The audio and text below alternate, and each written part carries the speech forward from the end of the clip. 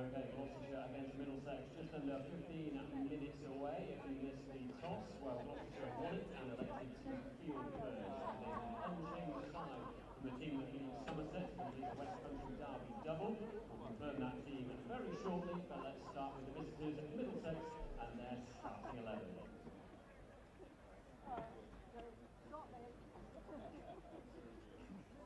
Number 76 is their captain, Leos Dubois. Number 11, Mark Stoneman. Number 29, former North player, Ryan Higgins. Number 17, wicketkeeper, Jack Davies. Number 48, Joe Cracknell. Number 24, Martin Anderson. Number 56, Luke Holman. Number 25, Josh Duquette. Number 7, Tom Hell. Number 19, Blake Cullen. Number 10, Noah Cornwell. That confirms the Middlesex team. Let's go with your Gloucestershire starting 11. Sponsored by Empire Fighting Chance, son of Cheltenham, number 88, Miles Hammond. Sponsored by Pace, number 4, Cameron Bancroft. Number 25, sponsored by Clifton Coffee Roasters. It's had a great Cheltenham Festival. Let's see what James Bracey do today. Number 30, sponsored by Pearcroft, Bo Webster. Sponsored by Arthur David. Number 10, I'm captain, Jack Taylor. Sponsored by BIE Magnum. It's in the winning runs at Taunton again. Number 64, Ben Charlesworth. Sponsored by The Waiting Game, number 67, Ollie Price. The highest strike rate in the competition now, Colin. Another level project sponsor, our number 19, Martin Delanger. Sponsored by Acronym, number 14, David Payne. Sponsored by the Cambridge Courtyard, number 36, Matt Taylor.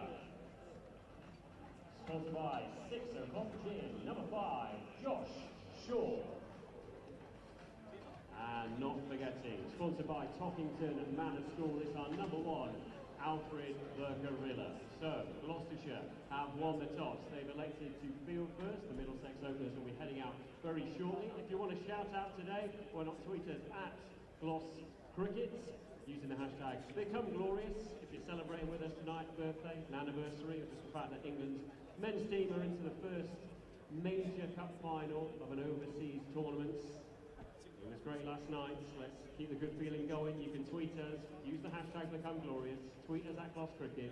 I'll endeavour to give you a shout out. We can get you on the big screen if you want as well. Should be a great day. The sun is shining, and I caught up with Bo Webster earlier on after his magnificent performance against Somerset. He took 5 for against Glamorgan here in the championship as well. So he's in great form, and he was in good form when I chatted to him earlier. Outstanding performance as an individual and as a team down at Taunton. How do you reflect on a special day last Sunday? Yeah, it was a great day, great win. Good to do Somerset, I suppose, twice in the T20 season, so it was nice in the rivalry we've got there. But no, everyone played really well and everyone did their job and we got a good win chasing out the high total. What did you say about the character of the team? The 32 conceded off the last over, and you think momentum's with the home side, who were of course champions in the competition, and you come back and you chase the runs down in such a calm way. Yeah, momentum is a massive thing in T20 cricket, and you know they had it late there, and you know to our credit, Miles and Cameron came out and got us off to a good start, and we were away with the chase. It's a small ground there, and you know we thought it was definitely chaseable with the breeze pushing to the short side, and no, we've got some good belief in this group, and we've had some really tight wins, which is always nice going into another tight win like that one. Nice of you to let Ollie and Ben see the side home again, and they keep doing it. Yeah, I would have liked to be there at the end, no doubt. I probably got a bit ahead of myself there, trying to finish it a bit early, but they were fantastic. You know, it's a real credit to 2 young guys who can have that amount of pressure on them, and you know, they've come away with the goods twice now in a really high pressure situation, so it's a massive characteristic to have, and really pleased to both. You took 5 for here in the championship game against Glamorgan. Harrogate Cheltenham Festival, it's always a big occasion for the county, for the club. How much have you enjoyed playing here so far? Yeah, absolutely. It's a lovely ground. It's you know, it's a lovely spectacle around the place with the tents and the school in the background. It's a good wicket, and it should be a high high-scoring game, so plenty of entertainment. We saw how many runs you could get in the 4-day cricket with the one of the record totals nearly chased down. But no, it's a wonderful place to bat, and it should be high entertainment for the crowd. Just finally, Middlesex, the opponents today. Do you know many of their guys? They've had a bit of a frustrating campaign, and their last 2 games have been washouts, so hard to know where they sit really. Yeah, that's it. It's T20 cricket. It only takes a good innings or a good spell to really swing the game, and they've got plenty of match winners in their team. And no doubt we're going to have to be at our best today to try and come away with a really important 2 points and try and push for some quarterfinals. Good luck today. Thank you. Cheers.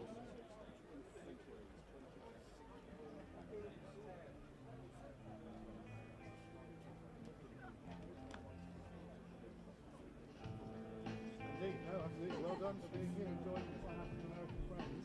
In cricket, they draw the line at cricket. Too much.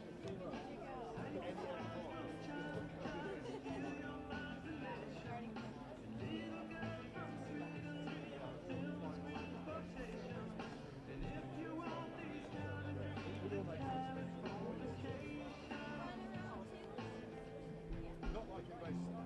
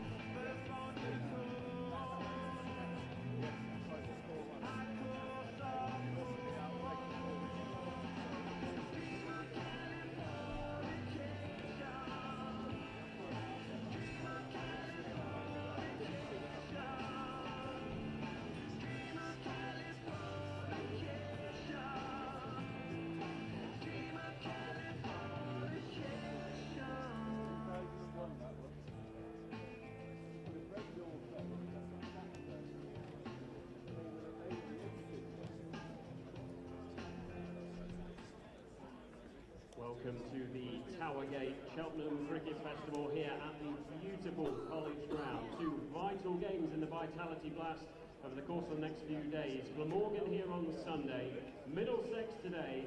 Blast off is at 5 p.m. It's almost time to welcome the players.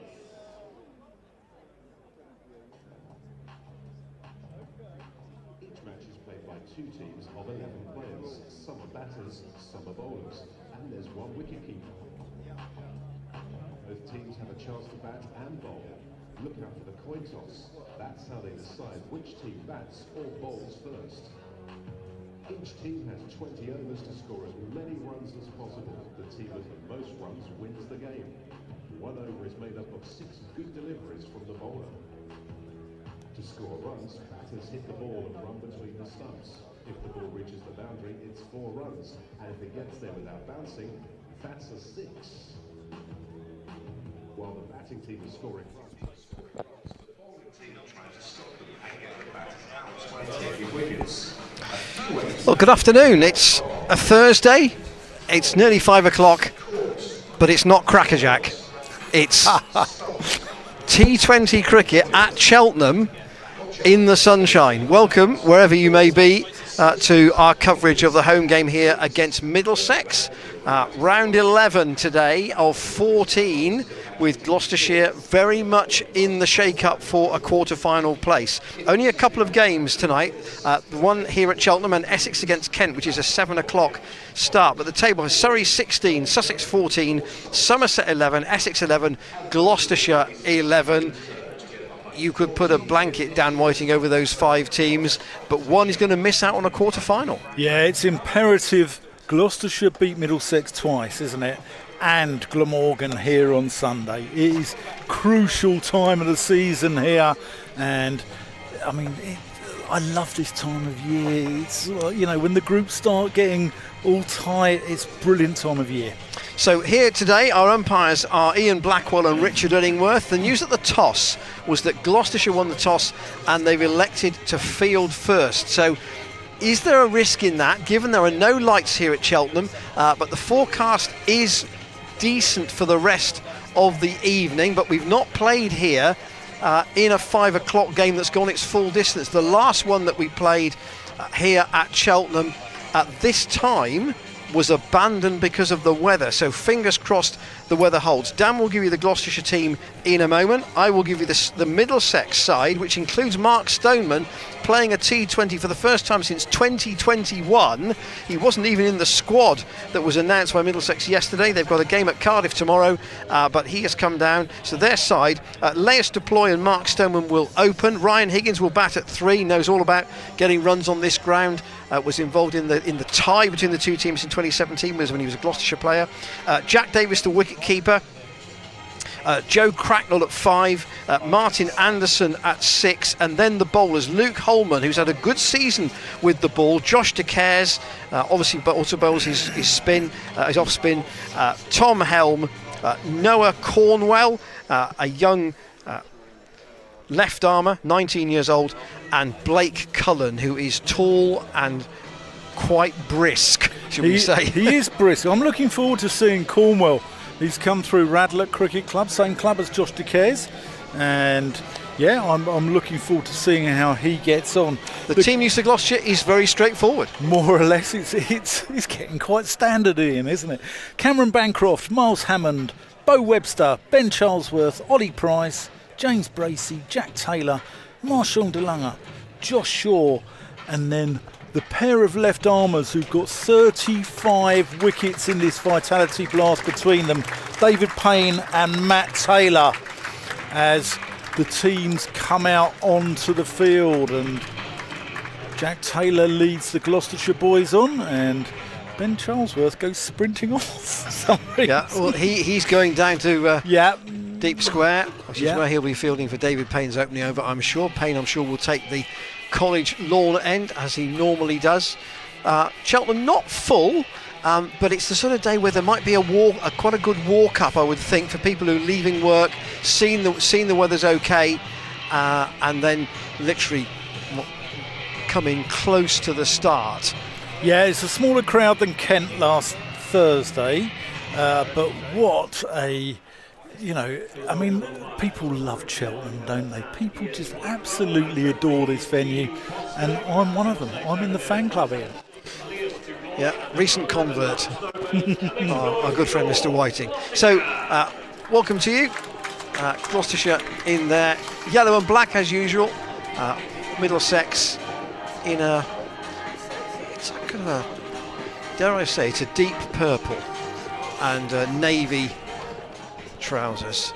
So we're going to have Stoneman and Laius Deploy to open the batting for them. As I say, Stoneman hasn't played this format since 2021, but he's scored a lot of runs in his career, so he will be, I'm sure, a very able substitute for Martin Anderson, who has been opening the batting for Middlesex in this competition. Yeah, he has, but I think quality shines through whatever format you're playing, whether it's red ball, white ball, and Stoneman, I mean, he's had test appearances. Laius Deploy as well is a quality cricketer and a great signing for Middlesex from Derbyshire last year. Yeah, Middlesex have traded a few players over the last 12 months or so. Payne's got a slip in for his opening over, which he will take from the College lawn end. Ian Blackwell, the umpire at that end for today, and Deploy squeezes one away off his pads to Josh Shaw, who's just behind square on the leg side inside the circle. It's a slight slip, but they've taken one.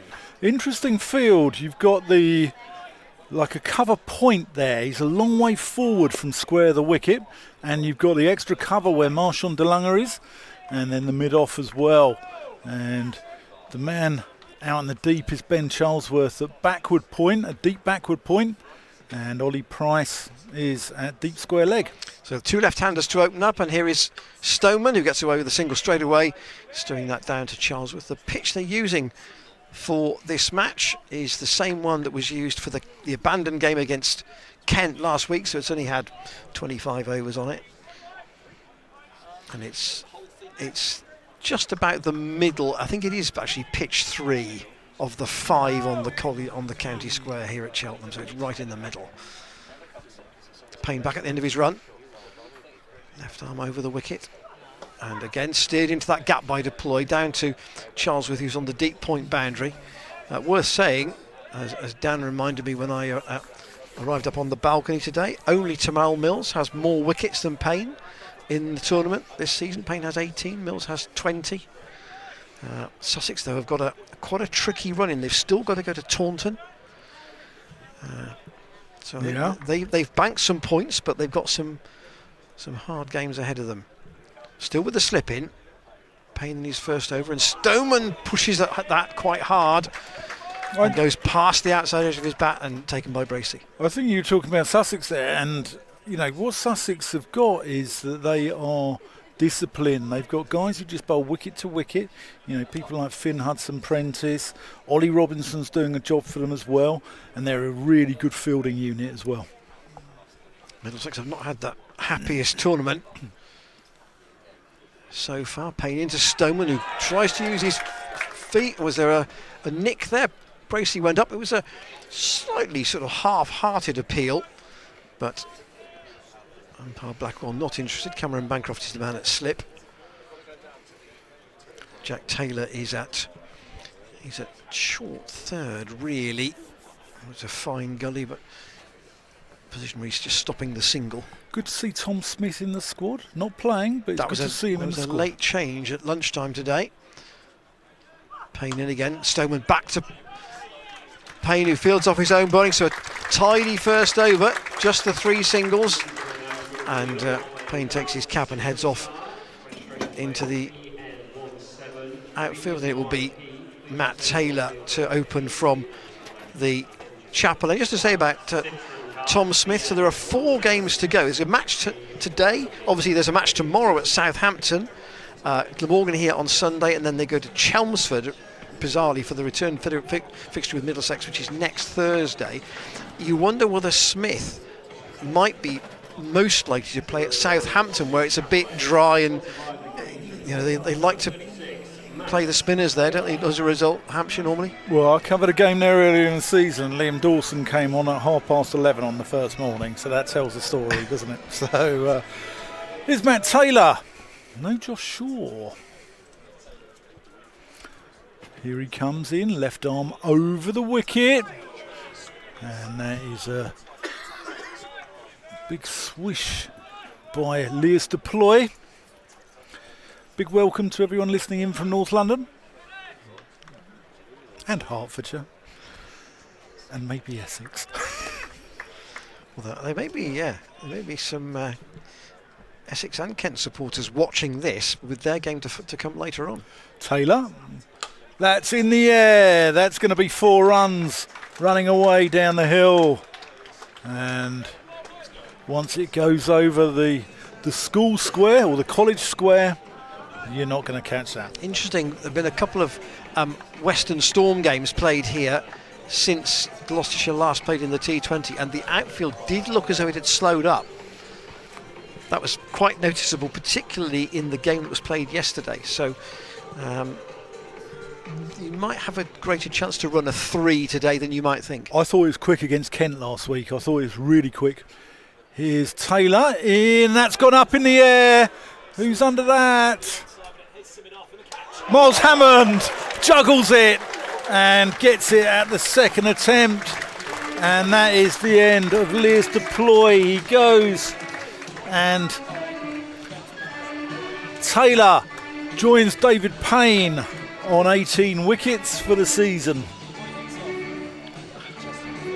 Sack the juggler? Is that the normal phrase in club cricket if you've dropped one of those? But Hammond just about clung on to it. Yeah, He's normally got a really safe pair of hands, Miles Hammond. You look round and see who's under those. Yeah, you'd be happy. You'd be happy with Miles Hammond. No problem. But yeah. It was a little bit of a nervous juggle. Ryan Higgins has come out at number 3, and I did notice when he came out for the warm-up today, the area just below him, maybe even right up to or even over his right knee, was quite heavily strapped. So under the sharp singles are the thing, but he knows all about making runs on this ground. Still loved in these parts. Anyway, here's Taylor into him. And they scamper through for a quick single. Yeah. Higgins off the mark straight away. It was that innings in 2017, I think, which even might have persuaded Gloucestershire to sign him when he was involved in the tie here. Unbeaten half century. Got Middlesex to all square at the end. You like a tie here at Cheltenham, don't you? Well, Gloucestershire like a tie full stop, don't they? Taylor in, and that's whipped nicely, and that's going to run away. That's a lovely shot, actually, from Stoneman. Proper cricket shot. Just brings the bottom hand in and works it away back of the square for 4 runs.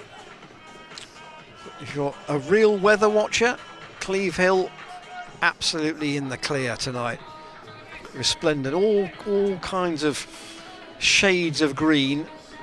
Pylons, of course, on the top, and Dan likes a pylon, so he always likes to see pylons on top of hills. Yeah, Ian Randall's small holding is up there as well. Here's Taylor, and that's just worked into the onside, and Charlesworth collects, and that completes the second over. So Middlesex are 12 for 1. Matt Taylor striking that over, getting Lewis Deploy, who played a strange shot really. He didn't really need to do that so early, I didn't think. Well, Middlesex this season in this competition have only won 1 game. That was against Kent when they were chasing 174 at Canterbury. They've had some issues with the weather, but it's been a bit of a fragmented season. In fact, if you look at their last 3 seasons in this competition, 2021 they won 4 games, 2022 they won 4, last year they only won 3, so T24 hasn't sat well with them in recent years. That's high in the air from Webster's underneath this, it should be taken, and now Stoneman goes, and it's a wicket for David Payne. It takes him to 19 for the season, and the giant Aussie was safe under another skyer, and Middlesex are now 2 down. Yeah, poor shot there, really. You know, and Deploy's was a poor shot. They don't need to do this. The ball's not there to be hit. It's just back of a length. David Payne, you know, he nags away at that area, doesn't he? And Matt Taylor. They don't put it too full, and both of them have just like whacked it straight up in the air, and it's a curious shot. We're going back to Middlesex. I mean, it's tough times for the club. News Ethan Bamber's leaving at the end of the season. He's going to Warwickshire by all accounts, and it's tough times. You and I exchanged a view about Bamber, didn't we? Because he came to Gloucestershire on loan in the promotion season, and he really embedded himself into the ethos of the club, even though he was only a lone player, and not all lone players do that. And I think my note to you was something like, he's a real trier, and Middlesex will miss him. He's got nearly 200 first-class wickets. Jack Davis, the new man at the crease. Yeah, he's in, and tries to steer it down towards third man as Payne bowls to yet another left-hander. Middlesex have got, I think, there were 4 in the squad, but Holden isn't playing. So Holman? Yes, Holman is the other one. But they've ended up with 4 because obviously Stoneman's a left-hander. So, and Cornwall at the bottom of the order. So they've got a real mix. Still the slip in for Payne. Staying over the wicket, and that's edged by Davis. Bounces before bracing, goes all the way past the keeper, past the slip, and all the way up towards the chapel end for 4. Not a chance. It bounced it well in front of both of them. But another nick, and Payne knows how to bowl on this ground in particular. Yeah, he does. It doesn't look like there's a lot of pace in this wicket, which is quite un-Cheltenham-like, actually. But I say, it is a used pitch, has been used for the abandoned game against Kent. Payne in again, worked by Davis this time into the leg side. And I am no expert groundsman, but I am told that the longer you leave a pitch after you use it, the harder it is to retain the pace that is in it. So if you go Saturday to Tuesday or Friday to Sunday, not too difficult. But this one has gone Sunday to Thursday, hasn't it? Friday to Thursday. Friday to Thursday. Yeah. So, you know, that's the difficult bit for Christian Brain and his ground staff. Interesting field to Higgins here. He waits for Payne in the third over and punched to Bancroft at quite in close there at point. No run. Bancroft's in at point. It's a staggered field. So you've got Marshall and DeLunger here at sort of like cover, a standard cover. And then we have an extra cover and a mid-off. And Bancroft is in front of point, and then backward deep point is Ollie Price. Huge gap on the leg side. Higgins on the pad by Payne, but only Payne was interested. But a successful over for him. 6 from it off the bat, but at 18 for 2.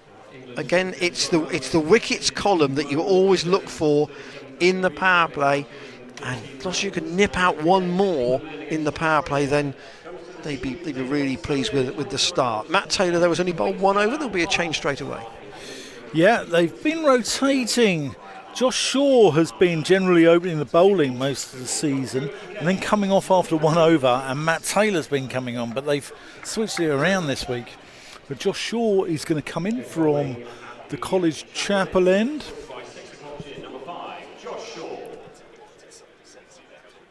In he comes.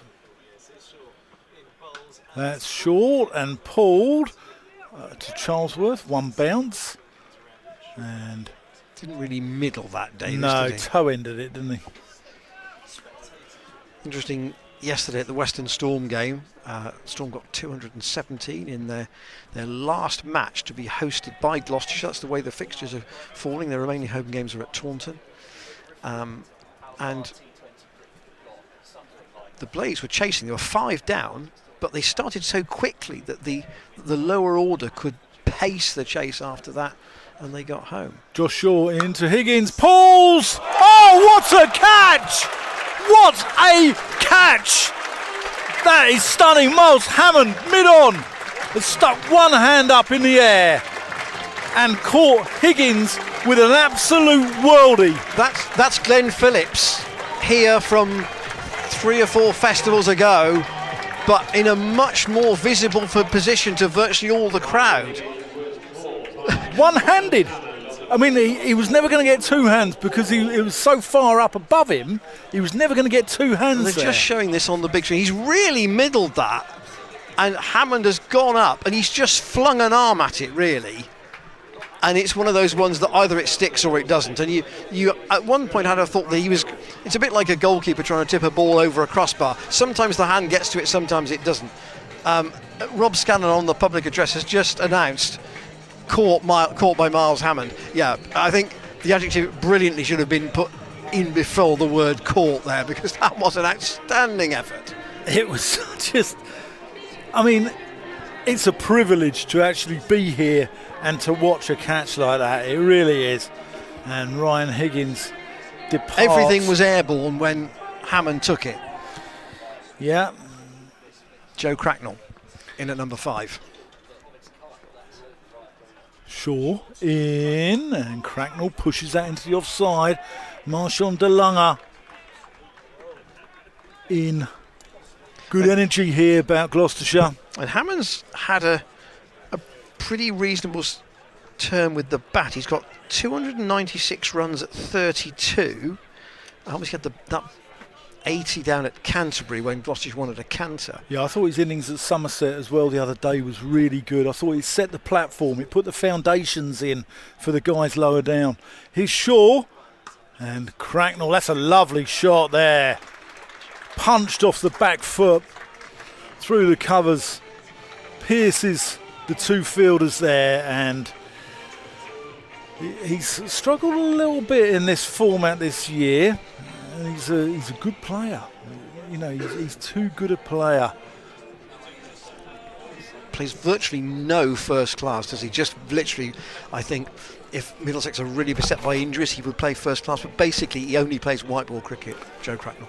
Another one from the North Middlesex Cricket Club in Crouch End. He's Shaw into him. That's Peel. Yeah, Richard Illingworth not interested. No. There was no bat involved. Leg by. Yeah. But yes, fair play. Robbie Stevenson, as people will know, is the Gloucestershire club photographer. I wonder if he has got anything of that shot, anything of that catch from Hammond. I wonder where he was positioned. I'm sure the clip will be up on social media later if you have access to it.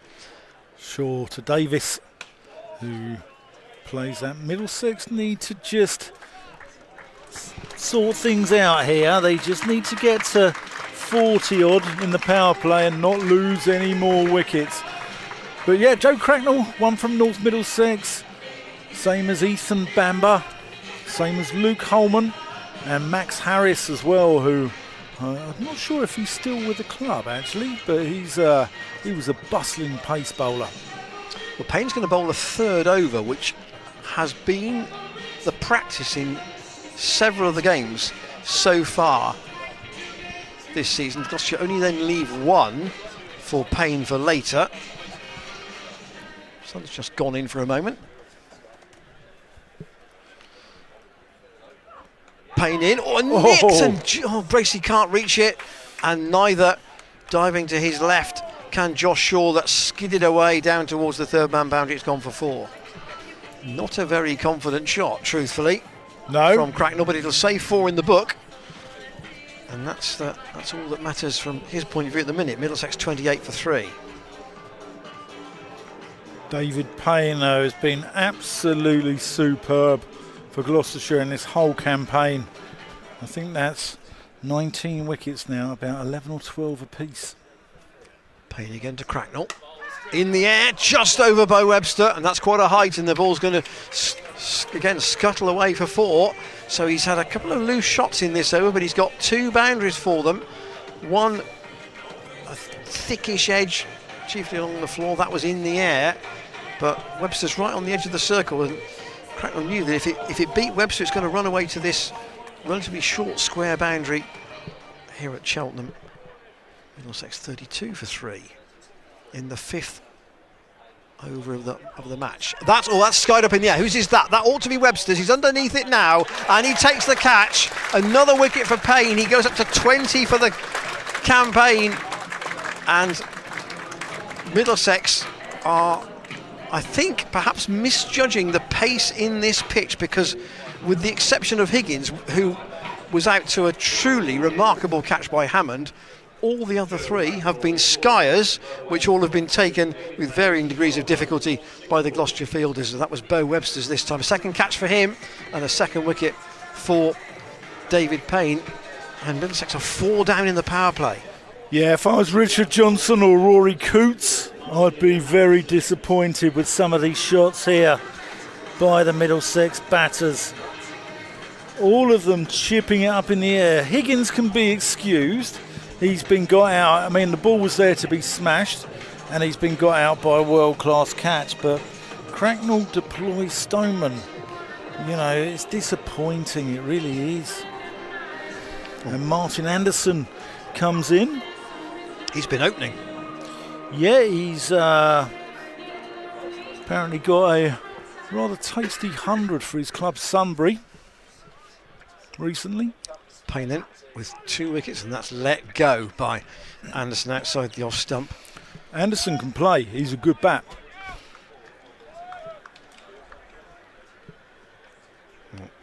He's going to have more time today than I suspect he anticipated. He's not far short of the time he's had when he's been opening, actually. But 6, 6, 1 and 12. The scores of the batsman dismissed already. That's down the leg side and a wide from David Payne, and a rare errant delivery. Yes, Josh Shaw's figures after 1 over, it says he's taken 1 for 5, and that's fine, because that's what the analysis will say. What it doesn't tell you is how the 1 occurred. And that's one of the talking points of the festival, I would have thought. Payne in, and pushed out into the offside. No run by Anderson, straight to Marshall Abdullah, who he and Webster bowled particularly well at Taunton on Sunday. yeah, Bo Webster just bowls wicket to wicket, doesn't he? He's not express quick, he doesn't move it massively, but he just bowls. He's so accurate, just puts the ball in the right areas. Payne to complete his 3rd over. It's short, and it's well fielded inside the circle by Matt Taylor. So David Payne's bowled 3 overs. He's taken 2 for 17, and he's got 1 in the locker now for later. And the last over of the power play will be bowled by Josh Shaw. Yeah, Kevin Hand next to me from BBC Radio London. He's seen it all before. Hey, I'm sure he has. Very familiar voice on the BBC for Middlesex's coverage. You'll have heard him if Gloucestershire have played Middlesex in the Championship. And I say Shaw back at the chapel end to complete the power play. He pops into the oval now and again as well, but shh, don't tell any Middlesex fans that. Here's Josh Shaw in, and that's just tickled round the corner and well fielded there by David Payne. Gets down well and keeps it to 1. Just thinking forward here, Bo Webster bowled a lot in the Championship from the chapel end, so you would have thought that he might be used at that end when the time comes. When did he bowl against Kent last week? I can't remember. Chapel end. Shaw. That's cut. Back with a square. Goes out to Charlesworth for 1. I think actually bowled 3 from the chapel end and 1 from the College Lawn end, actually. I think he came back, didn't he?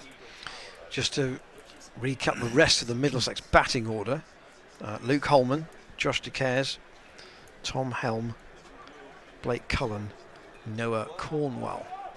Quite a bit depends on this pair. Certainly does. Luke Holman can bat though.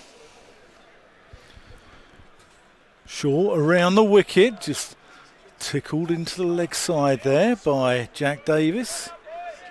But I draw the parallel with the Blaze yesterday when they were 5 down, only halfway through their 50 overs, true 50 overs, a lot longer game, but the 6th wicket pair had time to have a sensible look, and they got to their target with about 7 overs to spare. So these two have probably got an over or 2. They probably need an over or 2 just to assess things. Sure. In down the leg side. Great take from Bracey. Really good. His keeping has massively improved. Since I first saw him at the beginning of 2022, he looks like just a different keeper, James Bracey. I think he's getting, I mean, Simpson and folks are probably up there, aren't they? But Bracey, I don't think is that far behind. I really don't. How would he rank against Jamie Smith? Smith got 70 in the Test today. Yeah, Jamie Smith, he's not a bad keeper.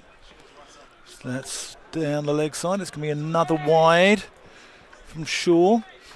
I mean, I think we've been spoiled in London cricket where we've had Simpson and folks. It's like having Shilton and Clements, isn't it? And unfortunately England have picked Joe Corrigan over the last few years. But hey, Middlesex playing at Lords, 38 for 4. Another side at Lords today. West Indies are 41 for 4. That's off the thigh pad. Going to dribble through for a leg by. I think Shaw's... You do worry about people with tickets for Sunday at the Test match, don't you? Oh, yeah. Yeah. Mate of mine went yesterday, 110 quid. Oh. Yeah. Yeah. Went at Wimbledon last week, 120 quid for number 1 call.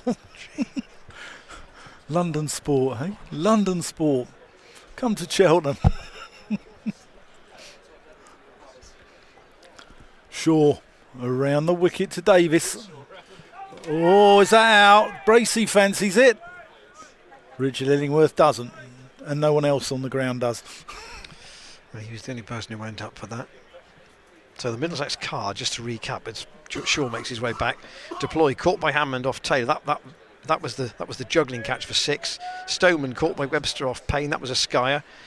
Higgins brilliantly caught by Hammond at mid-on, leaping to his right, one-handed off Shaw for 1, and Cracknell caught by Webster off Payne for 12. Shaw.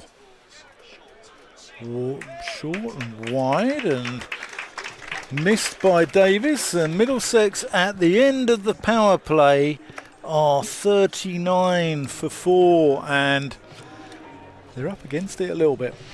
Payne 3 overs 2 for 17. Matt Taylor 1 over 1 for 10, and Shaw 2 overs 1 for 11. There's got to be a change now, and it will be Marchant de Longa to come into the attack. Saying that, last week Kent had a load of wickets fall early, and they were 40 for 3 at the end of the power play. Sorry, I've been working too hard. And they finished at 150 all out, which was probably below par, but it was at least defendable. De Longa in, and that's clipped away neatly by Anderson, down in front of the main scoreboard to Matt Taylor, whose return is long and swift, and they only take 1 run. I think Webster at the other end. Of course, we've commented about this on a couple of other matches with Graham van Beeren not in the team. It is a heavily seam-based attack. Yeah, Ollie Price can twirl a few, can't he? Price has...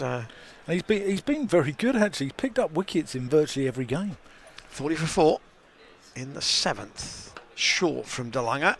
Chopped out to Payne. He's going to try at the bowler's end. He's over the top of the stumps. I'm not sure whether that single would have been completed anyway. I think they would have probably been all right, but Ian Blackwell had to move round into position. There wasn't a direct hit. I think he was gone with a direct hit. Ollie Price had a wonderful vitality blast last year as well, didn't he? I think he picked up 15 wickets or something like that, didn't it? Anderson waits for De Longa. Wants a single into the offside, straight to Webster, who tries to throw at the stumps, but again he misses, and they're going to take an extra run. There's a very deep bit of backing up by Matt Taylor, right down on the boundary. But Webster didn't hit, and therefore they've come back for 2. Yeah, that's good pressure there by Martin Anderson. Middlesex nearly going, they're almost at 6 and over at the moment, but they are 4 wickets down. That's the key point. De Longa in, and another single this time for Anderson. Pushed out to Hammond on the boundary at point, and they'll just take 1. I think Miles Hammond has a new tattoo, Ian, on his arm. Oh, you don't always see that if you've got a long-sleeved Gloucestershire top on, but well, I don't think I've spotted that tattoo either. Davis waits, and that's pulled for 6. That was short from De Longa, and he's pulled that just past the turret of the college building, and that could be bouncing on into the road. Yeah, Davis latching onto that one really quickly. It hasn't gone to the road because it's been swiftly sent back by a spectator down there. But that's what can happen on this ground if you do drop it too short and the batsman gets inside the line. Middlesex's 50 is up in the 7th over. Time to be a little bit careful with the short stuff. Davis has 15, and that's pulled, and it's going to be 6 more, well over Webster. And De Longa looks a bit rueful. Expensive end to the over, and a good end to the 7th over for Middlesex, with Davis clearing the rope twice on the leg side, and Middlesex, who had a stuttering start, I wouldn't say a badly stuttering start, you could add, just with Davis, with those 2 blows, just getting a bit of a platform together. Yeah, 17 off the over. So, not just Miles Hammond who's had a new tattoo. Ian Randall's had Made in Gloucester tattooed on his arm as well.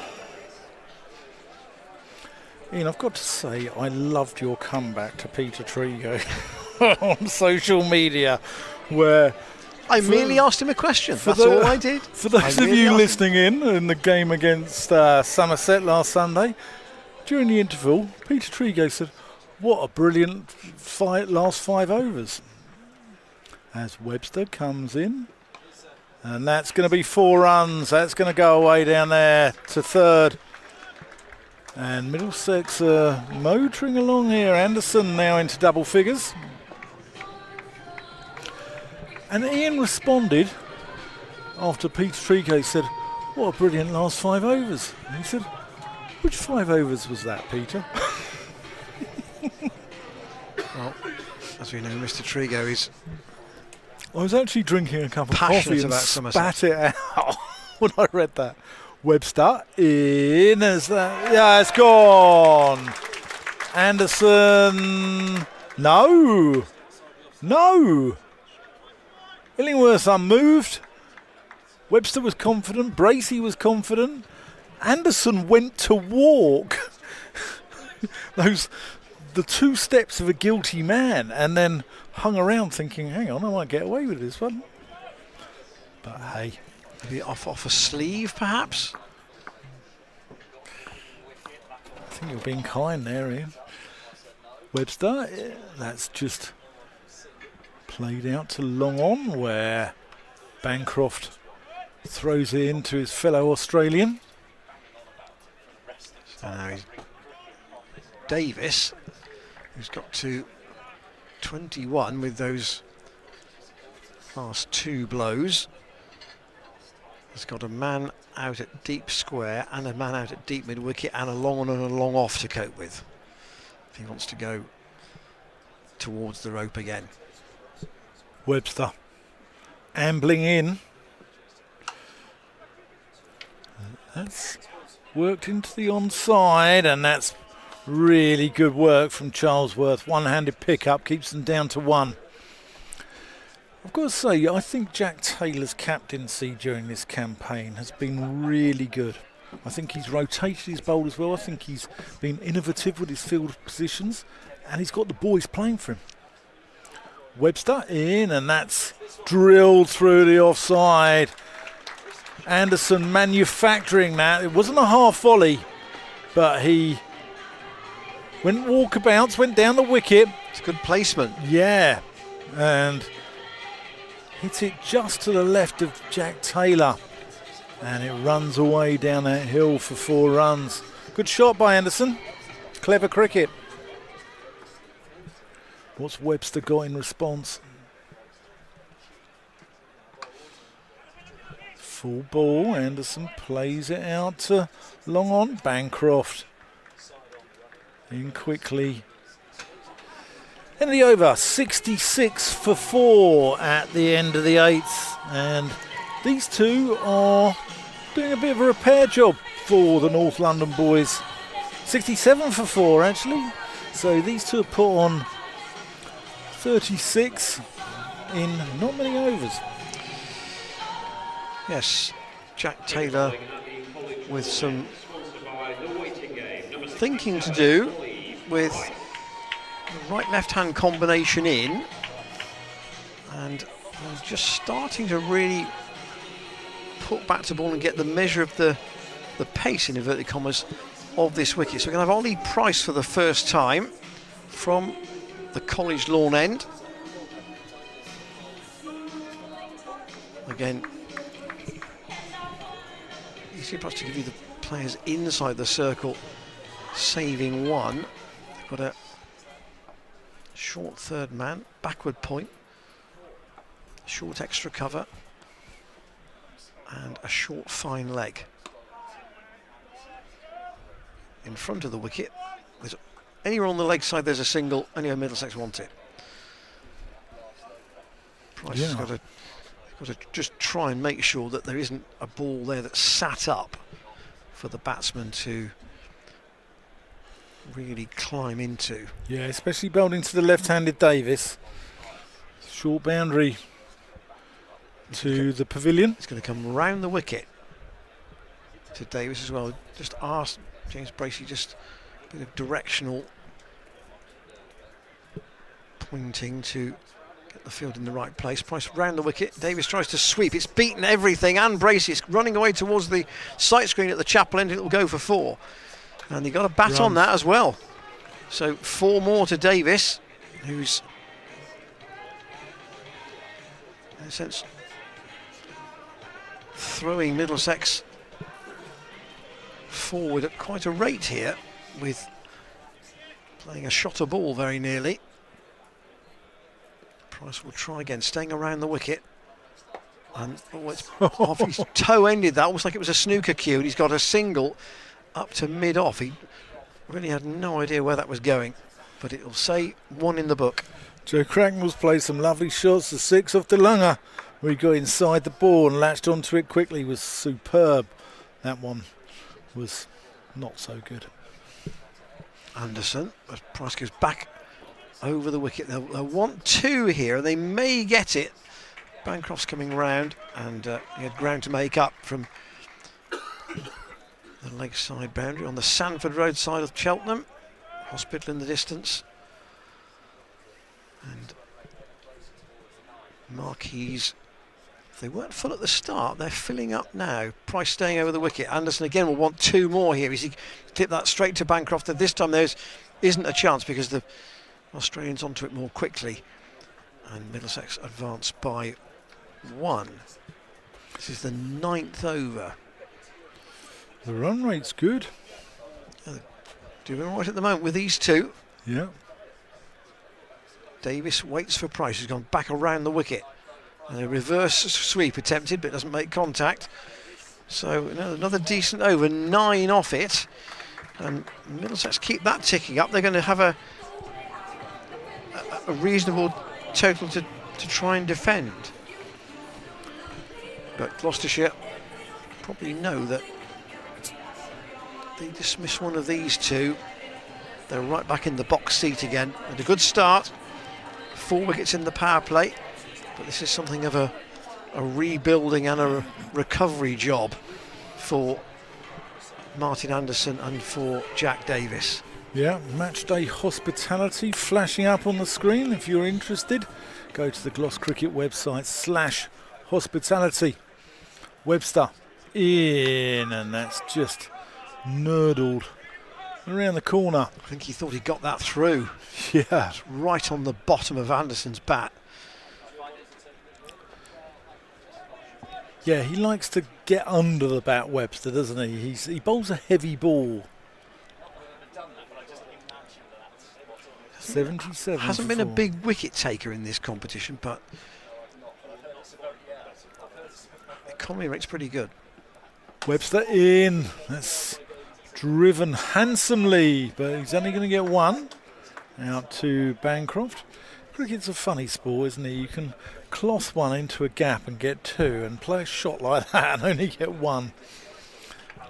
It can be a fickle mistress at times, Ian. Webster. Just played into mid-wicket where Ollie Price is quickly off the line, keeps it down to 1. Anderson's more than happy to take a stride down the pitch, isn't he, to Webster? Yeah. Just try and put him off his length, isn't he? I think they know Bo Webster bowls that nagging length. That's driven nicely again by Davis. Only a single, 79 for 4. So Webster's second over. So Payne will have bowled 3. DeLunger 1, Ollie Price 1 from the College lawn end. Anderson. See, that's the one he's cloth there. Clever slow ball. Stayed in his crease, yeah. Webster's a canny cricketer, isn't he? He's been around the block, bat and ball, and all right, he might not have fired massively, but I think he's added a lot of value to this Gloucestershire side. That's cut. Throw from Payne, nowhere near the stumps, and they scamper through for a single. So at the halfway stage, Middlesex are 81 for 4. If they end up with 170 odd here, Gloucestershire have got, a task on their hands. Yes, I mean, had a really good start. 4 wickets in the power play. These two really balanced the game a bit. So Jack Taylor's used 6 bowlers, and he's going to bring Matt Taylor back now from the College lawn end. He's only bowled 1 over, which was from the other end, the Chapel end.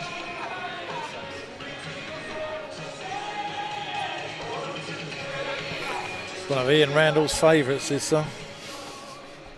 Well, Chris Fortune's in charge of the music today, so I've given him a playlist.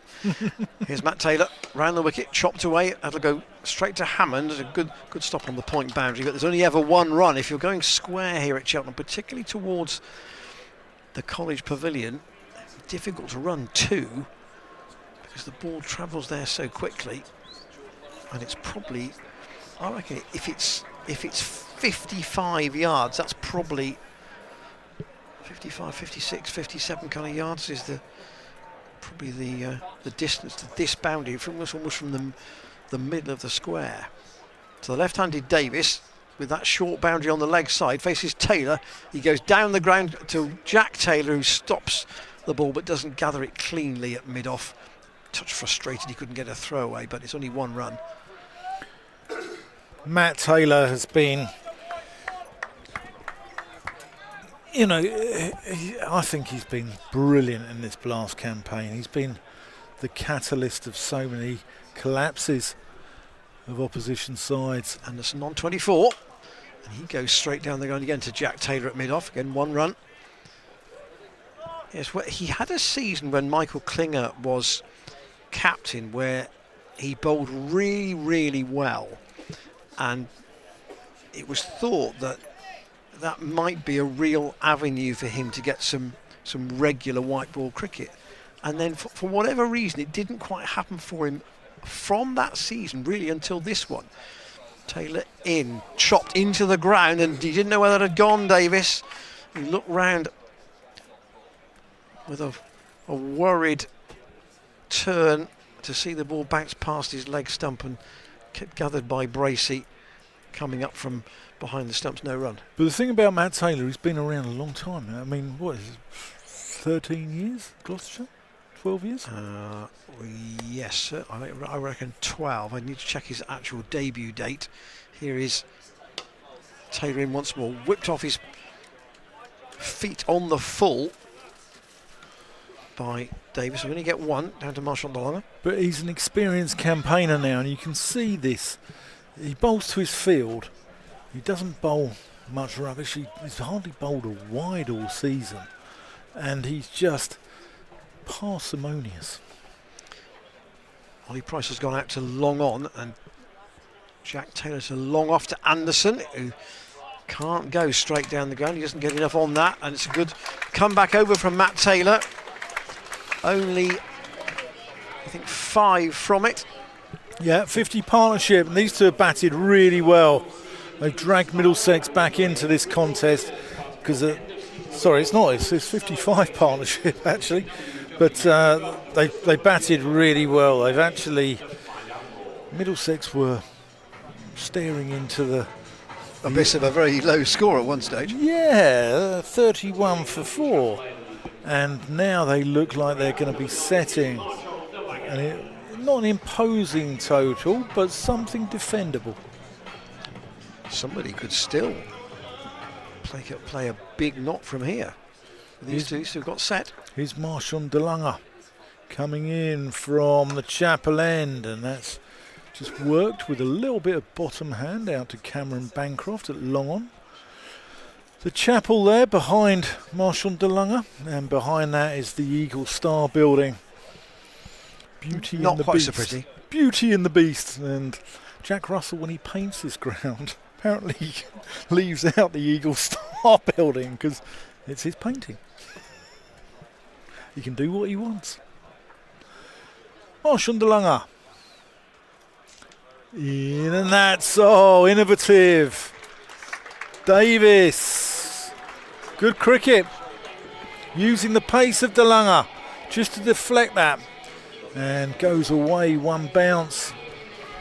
And whistles away, actually. Might have been just outside the leg stump, that. It wouldn't have been called a wide, but Davis moved across, and it was just a little scoop, wasn't it? It was a flick more than anything else, because he let the pace of the ball do what was necessary. Yeah, it's premeditated. I reckon this one might not be in his half of the wicket. Here's de Lange. Oh, it's full! Oh, Jack Taylor dropped that extra cover. It went a rate of knots. What was his line on Sunday? I had hands like feet. So he said. So he said. Because he dropped 2 on Sunday. He did. And he caught a good one. And he caught, I think he caught 2 good ones. Yeah. That was easier than the one the Hammond took earlier. Most are. De Lange. And that's whipped. Ollie Price doing the fielding. Oh, not a pleasant throw to Bracey, but makes it look easy on the half volley there. That's another thing about Bracey's wicket keeping. I think, you know, the throws come in and he makes it look tidy, doesn't he? That's in the air. Is that going to go away? No. Is that Josh? No, it's Bo Webster down there at long on. Got only 1 run. So Davis had 35 when he was dropped. Gloucestershire can't afford to let him get too many more. Yeah, Anderson's got 28, just over a run of ball. Davis, though, 37 of 24. Slower ball. Cut. And that's going to be 4 runs down that slope. The ball just runs away.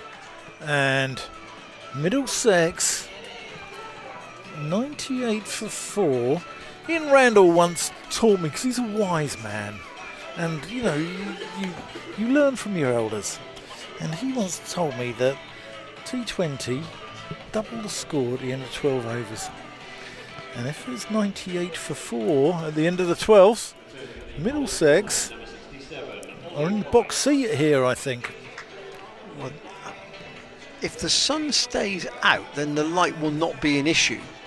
But there's a little bit of an element of risk batting second when you start at 5 o'clock. Yeah, there is, but also I think the light is can affect the fielding side as well. True. You know, The sun could get quite low here, but at the moment it is shining across the ground. And Ollie Price to bowl the 13th over from the college lawn end, around the wicket, reverse sweep. Oh, it's gone past the dive from Matt Taylor, and it's gone for 4. And the way these two have gone about it, you wonder what was in Middlesex's head during the power play with some of the shots that they played. Just these two have just been calm. They've showed a lot of maturity. They're both young lads. Well, they're not young. They've been around a little while, but they're not old guys. And been really good cricket. Same shot from Davis, same outcome. 4 more. So the reverse sweep to the ball from around the wicket. That one was finer. He got more on it, and it's raced away down in front of the Pig and Pallet marquee. It sits just in front of the chapel. And Jack Taylor might just have a little bit of a thinking to do here about what he does with his outfielders. Price remains around the wicket. Will Davis go a 3rd time? The answer is no. He'll just clip that into the onside. They'll take 1. Price chases the ball away himself towards mid-on, but they'll settle for a single. 45 to Jack Davis, the Middlesex wicketkeeper, and Martin Anderson is with him on 32. Yeah, Davis now to 46. Both these two batted really well. Davis, the Berkshire lad. Price over the wickets to the right-handed Anderson. Just waits, he pushes that again into the onside. No risk there. Just takes the one and gives Davis the strike. Perhaps conscious that his partner is the more aggressive hitter of the two. Again, Price spins himself a catch. He prepares to come past Ian Blackwell. Bowls to Davis, who will pull that. Not a very graceful shot, but straight Shamal shot to Langer at deep square. Oh, that's an arm. Fierce throw. That is an arm. Bracey had to leap to take that, and he didn't take it cleanly either. A change of field now for the right-hander. Delanger's coming up inside the circle. Hammond's going a bit squarer at cover on the rope, and Price going over the wicket. But again, Anderson plays the same shot into the onside. He's just picking the singles into that position, and Gloucestershire can't dislodge this fourth wicket pair at the moment. Middlesex have got 7 overs to go. They're 110 for 4. Yeah, it's really mature cricket from these two. Anderson 27, Davis 24, but they've resurrected this innings. It was dying, wasn't it? 31 for 4. Middlesex were in a spot bother. They were, as they say in like Mark Knopfler, they were in dire straits, and they've managed to sort it out. Webster, Anderson on the walk, bunts it out to mid-on where Cameron Bancroft throws it in. They pick up a single. 110 for 4 now in the 14th. 111 for 4 actually. Well, 180 would be an interesting chase on this ground. I agree. Webster, what's he got up his sleeve? That's wide. That's well bowled. They're going. It's been around for a number of years now, but T20 cricket, you try and go as wide as possible. If a batter's giving himself room, you try and get it just inside the blue marker line, don't you? Webster full, and that's not a good shot, but looks like Davis has got away with that, and they pick up a single. 112 for 4. He didn't get anything like the middle of the bat on that. Safest place to put it, mind you, right behind the bowler, and with everybody else out.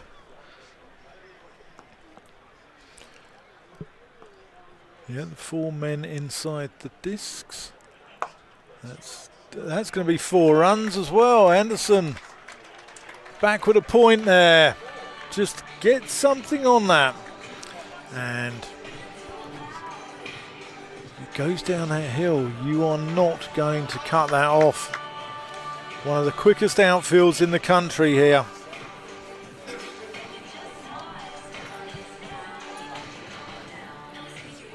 And Middlesex have just made the crowd go a little quiet here.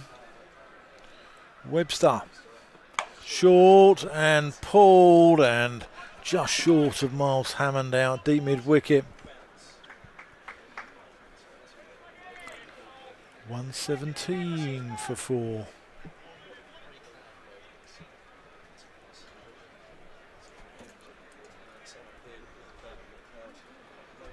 Cleve Hill in the distance, bathed in sunshine. Light shimmering off the chapel. And that's just going to be 1 there for Davis. That completes the over.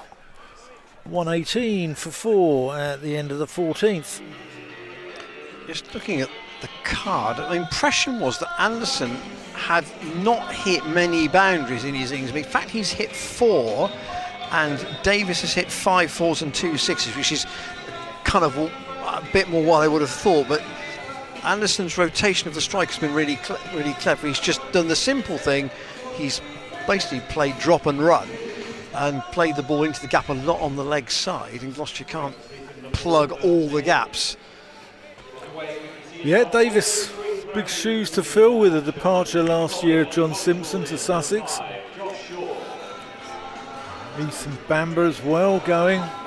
Tim Murter going at the end of last year, so been a few goings from Middlesex, but the fans need to get behind them more than ever at this stage. Josh Shaw back into the attack. That's pulled again short by Davis. Have really wanted it, but it's got him to his half century. Yeah, really good innings from the Reading lad. Really good innings. 32 balls and an invaluable knock for his team, but it's not done yet by any stretch of the imagination. He's got to try and bat. These two have got to try and bat as close as they can to the end, I would have thought. Anderson, 4 on the offside, trying to save a single, and he's got a top edge, and he's going to pull that round by the scoreboard, and I hope that, there's spectators down there, you really have to watch the ball at Cheltenham. That's bounced one bounce only, and it's gone over the advertising boards, and there are people sat there very close to those boards at ground level, and that ball's really travelling at quite some pace, and well done to the gentleman, I think, who fielded it about 4 rows back. Shaw, what's his response going to be? Steered away by Anderson, that might be 4 more, and it will be. This time out to the boundary at point, and Shaw, who started to bowl the last over at Taunton on Sunday, and then had to be taken out of the attack after bowling 2 waist-high no balls, has come back here and had 2 boundaries taken off successive deliveries. Middlesex 127 for 4. Shaw in again. Anderson does the simple thing. He's got 2 boundaries already, so he'll just take a single and put Davis back on strike. Anderson's just walking down the wicket nonchalantly, isn't he, and just hitting it where he wants. And he also could be getting a half century here too. He deserves it as well. Davis with a deep square, deep mid wicket, long on, long off to cope with. He ploughs it away through the offside. There is a deep cover there. Bancroft will get the throw in quickly and keep them down to a single. These two are closing in on a 100 partnership. What they've both done really well though is Anderson tends to walk down the wicket. Davis will walk down and also stay deep in his crease. They're varying it, putting the Gloucestershire bowlers off their length. Jack Taylor on the edge of the circle at extra cover. Davis dropped on 35, now has 51. He's running his singles and 2s quickly for his colleague, and Anderson picks up a single to bring up his half century. 50 for Martin Anderson. I say he's had quite a good tournament with the bat. 6 4s and 35 balls, and that's his second 50 in the T20 this season. 15 overs gone, 5 to go. And Middlesex, arguably now, you would argue, have certainly wrestled the initiative, and they're in a dangerous position from a Gloucestershire perspective. Certainly are. Gloucestershire play Glamorgan here on Sunday. Tickets still available. Get them on glossccc.co.uk.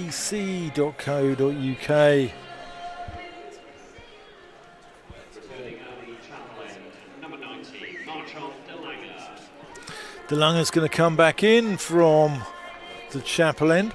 The Gloucestershire flag is flying at half-mast today. We've had a bereavement in the Gloucestershire family. Benny the Labrador is no longer with us. Gloucestershire fans will know him. He's become part of the furniture around the club, and he's going to be much missed by everyone. DeLanger in, and that's square drive. Meets it on the full there, Anderson. Goes out to Charlesworth for a single. I think by this stand taking up the middle overs of the innings, you know, Holman, De Cares, Helm, Cracknell, Cullen, they've got licence now to really just come in and throw the bat at the end. De Cares can play.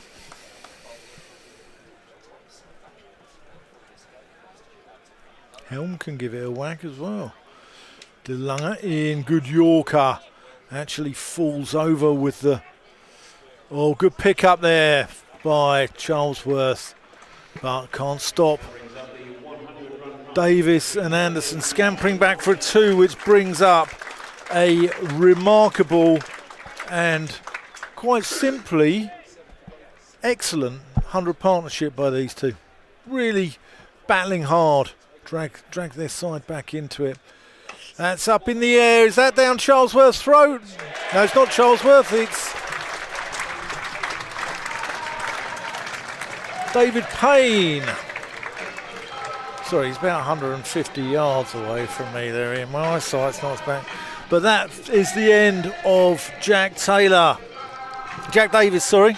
Jack Taylor, Jack Davis. But that really is a good innings. And he's dragged his side back into this. Yeah, so 18 he got beyond the chance that was missed by Jack Taylor. So, you know, handy extra runs for Middlesex. And now Luke Holman comes in at number 7. Just like what Dan was talking about, Benny. Also, somebody else has been in touch with us, who I think is going to be watching today from the Isle of Lewis up in the Hebrides. Carolyn Prosser, former member of staff at Gloucestershire, long-time management member while Will Brown was CEO. Caroline and husband Alan, I know, watch on the stream, so hope it's nice up where you are. De Lange in, down the leg side, it's going to be a wide. You been to the Hebrides? No, I've never been to the Hebrides. No. Caroline, Ian Randall and I are looking for a little, little holiday if you care to put us up. Nice little stay up there would be very nice, wouldn't it, Ian? Very long days this time of year. De Lange in as that's edged, I think. Bracey not quite carrying to Bracey, but doing a good job and stopping the boundary. Yeah, it's a run to Holman. Another one from the North Middlesex stable. Archway lad. Probably his leg breaks later, no doubt. His parents, Peter and Pat, are in the crowd. Sitting in the stand over to our left. De Lange to Anderson, who just check drives that one out to Webster, out long off. So it's Holman's job now to give Anderson the strike. Yeah, I think Middlesex have got wickets in the bank. There's 4 overs after this. Four overs on 1 ball left. I think both of them need to give it some slapsies. That's just played into the offside. Ollie Price has a shy. And I think Anderson might have been struggling there. 136 for 5. Good over by Marshawn De Lange.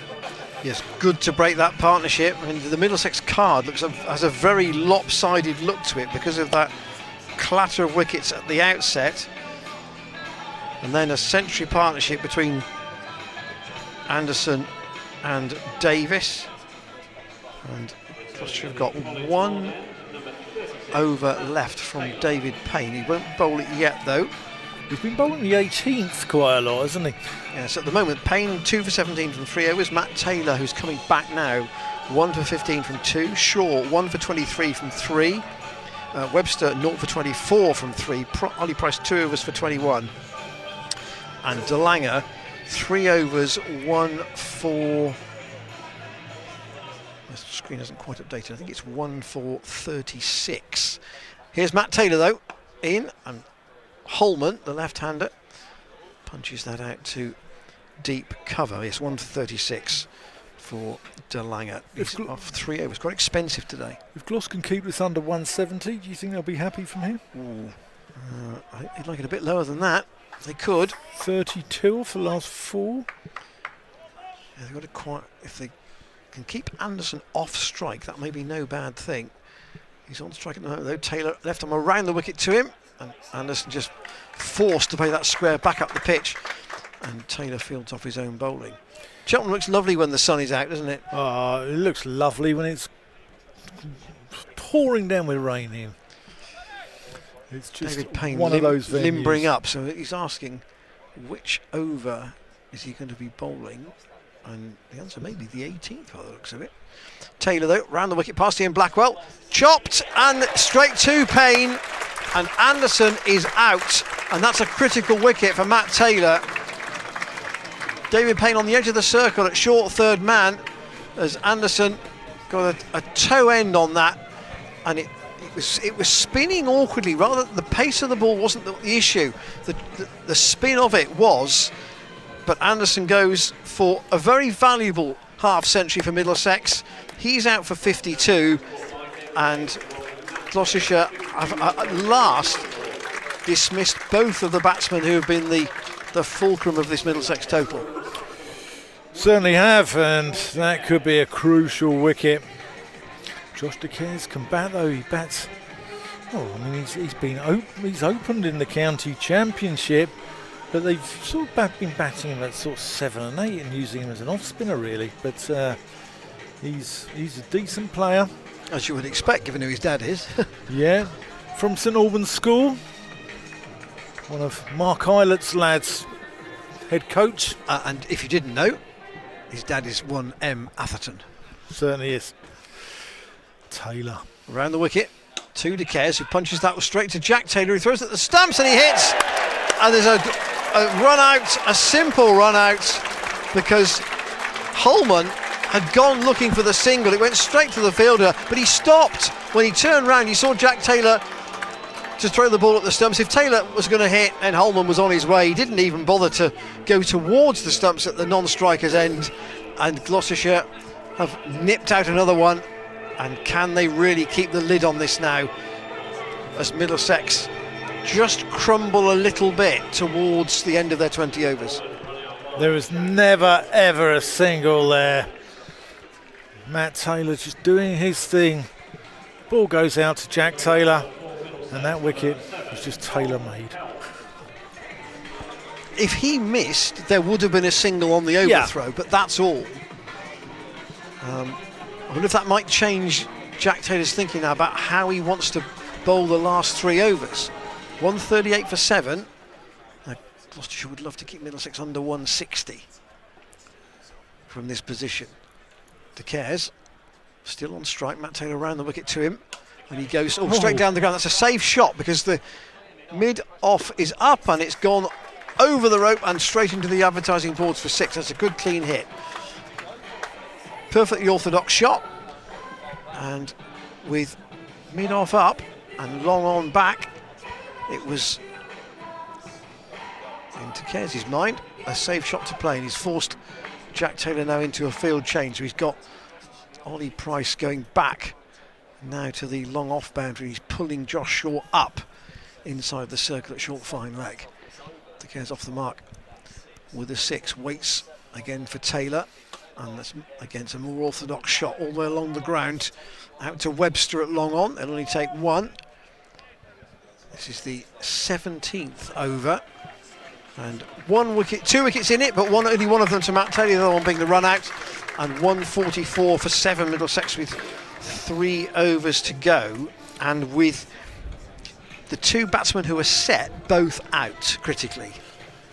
Yeah, Dominic Goodman just walking around with the drinks for the fielders from the same neck of the woods as Tom Helm, actually, both Buckinghamshire lads. Now, interesting, Payne to bowl over 18. I don't think this is a bad thing. I think if Payne can nibble one more out, then who have you got left? You've got Cullen and Noah Cornwell. Noah Cornwell, and Cornwell's the unknown, isn't he? Hasn't played a I'm not sure he bats that high for Radler in the Hearts County Premier League, actually. Well, he's only made 17 runs in his T20 career. David Payne from the Chapel End, short, and they're not going to risk one to Jack Taylor there, who feigns to throw and got a big smile on his face. Saw a lady interviewed on news the other day, went by the name of Dot Ball. Payne in. That's in the air. That's going to go out to Josh Shaw. No, Webster, who's a little bit slow off the line there. Is that Shaw or Webster? I think it's DeLanger, actually. Oh, it's DeLanger. He's the one who fires bullets from the boundary with his He arms, was a isn't little he? bit tardy. You just sort of let the ball come to him. He didn't really attack it. Payne. That's in the air. That could be 4 runs down there. It's pierced the field. Oh, unlucky from Charlesworth. Great effort. But De Caires looks in fine fettle here. And I think that brings up the Middlesex 150. It does. It does bring up the 150. Two overs after this, and this is Payne's last. Payne.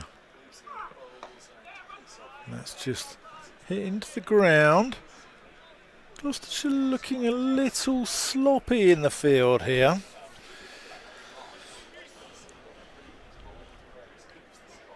Bracey's chance very difficult, the one that couldn't quite cling on to. The Jack Taylor one he would have hoped to have caught when Davis was out. I'm not sure Bracey's carried.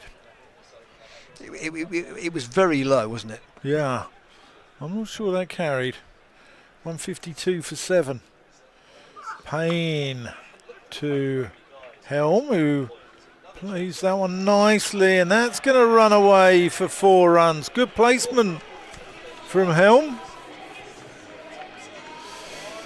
And the boundary's totting up here for they are. Middlesex. Gloucestershire have just possibly taken their eye off the ball a little bit here.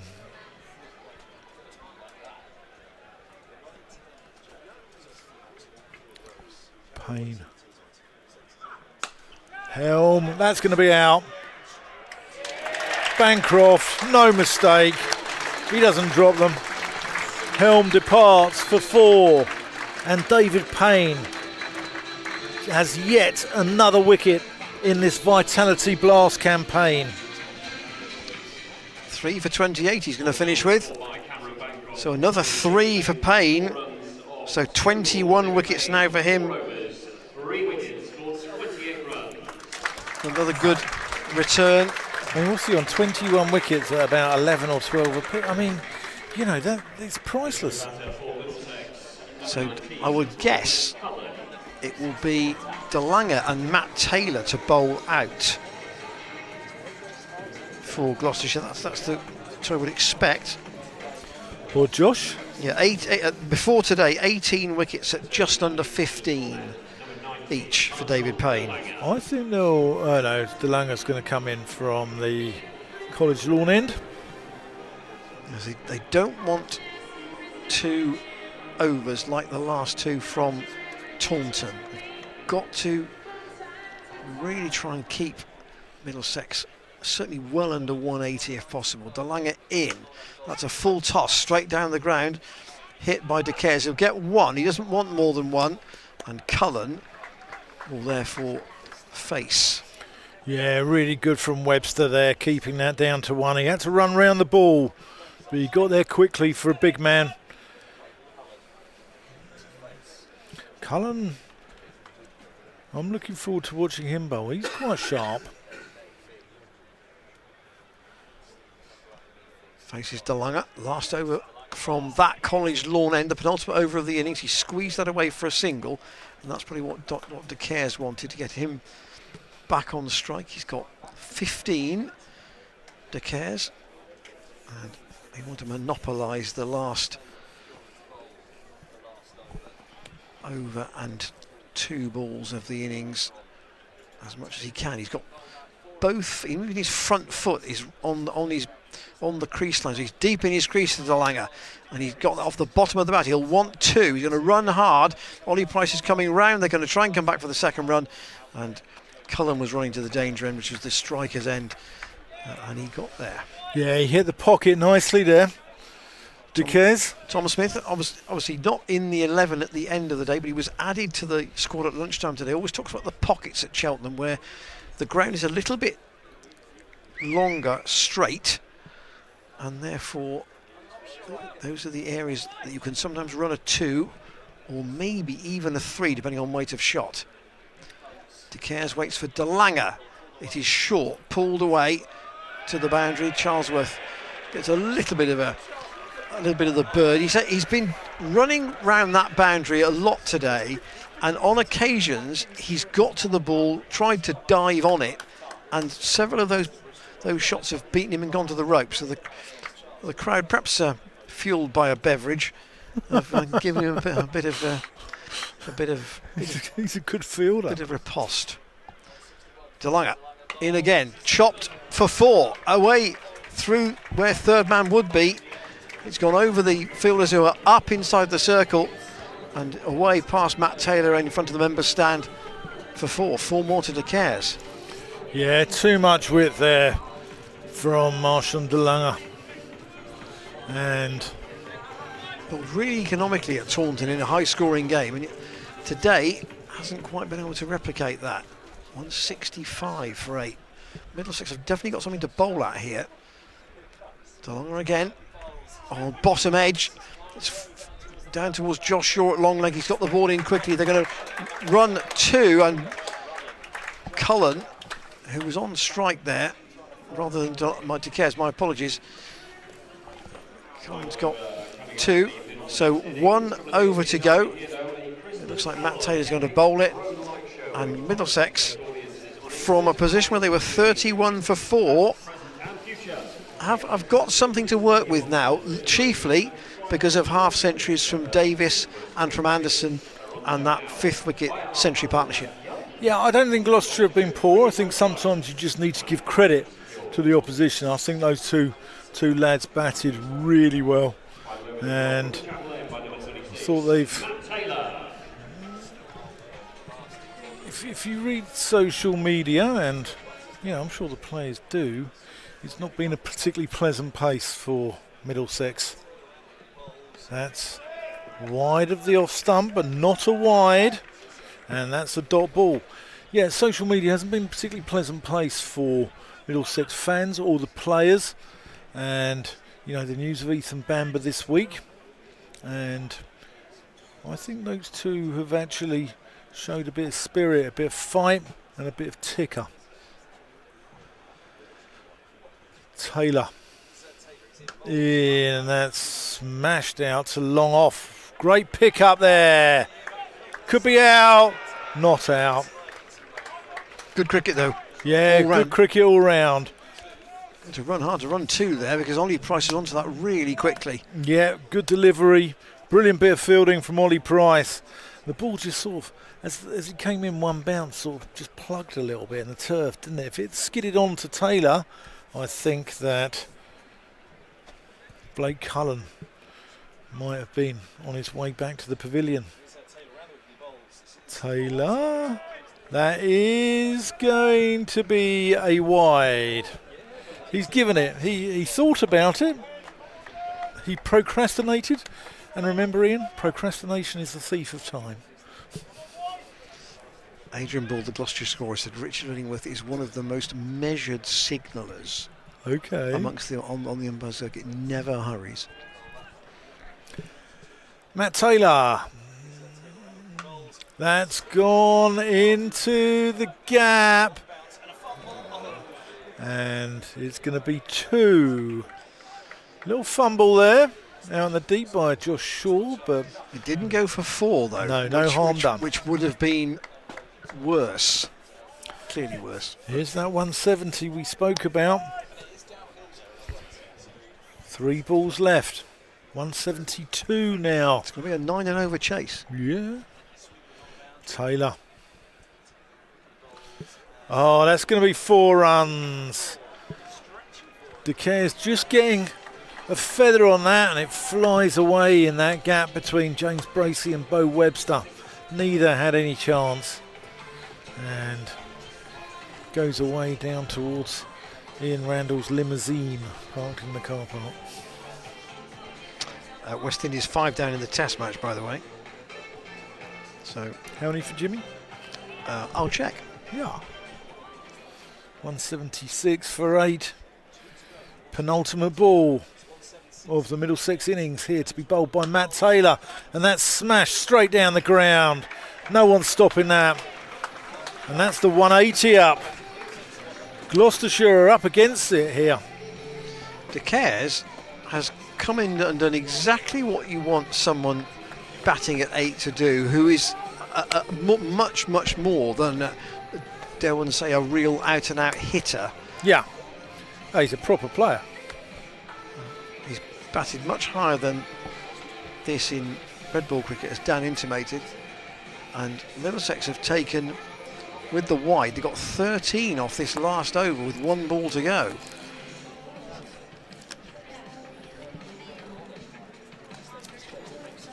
So it's a strong finish from them after a decidedly rocky start.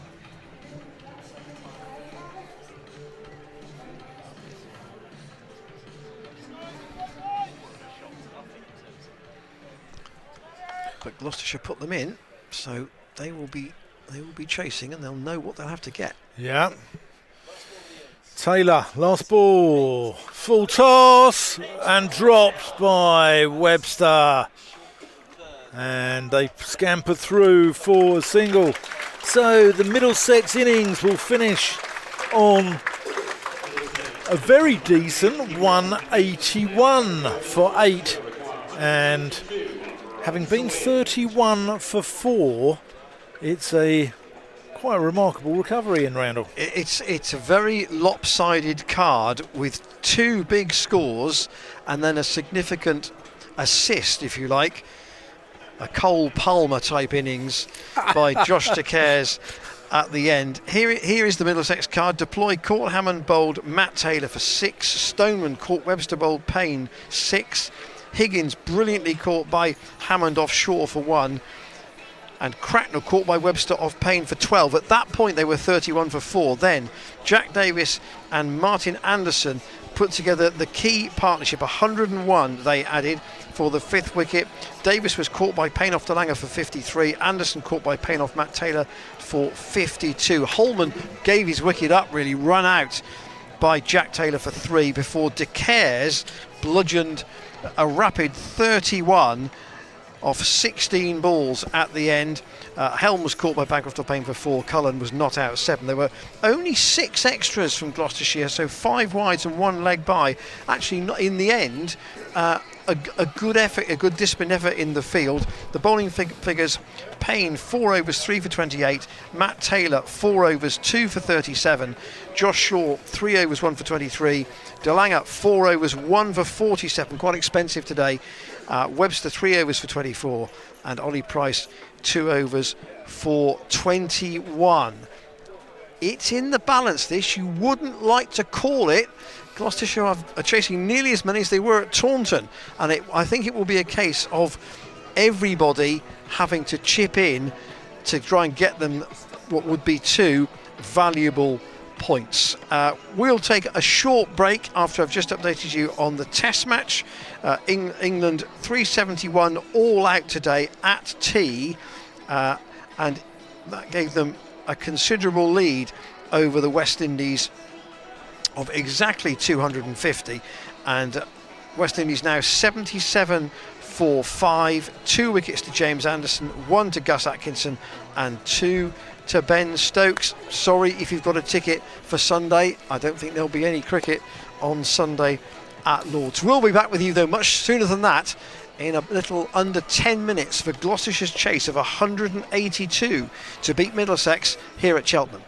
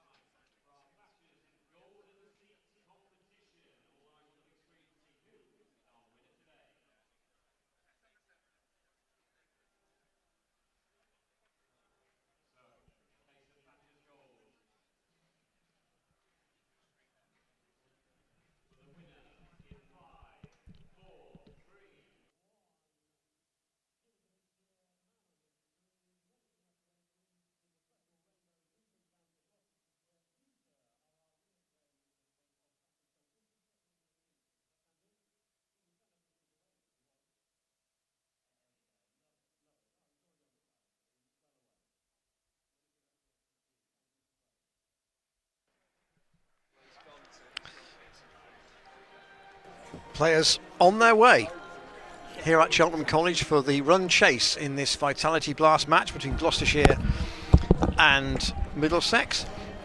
Just looking at that Middlesex card again, there were 21 fours and 3 sixes in that total of 181 for 8. So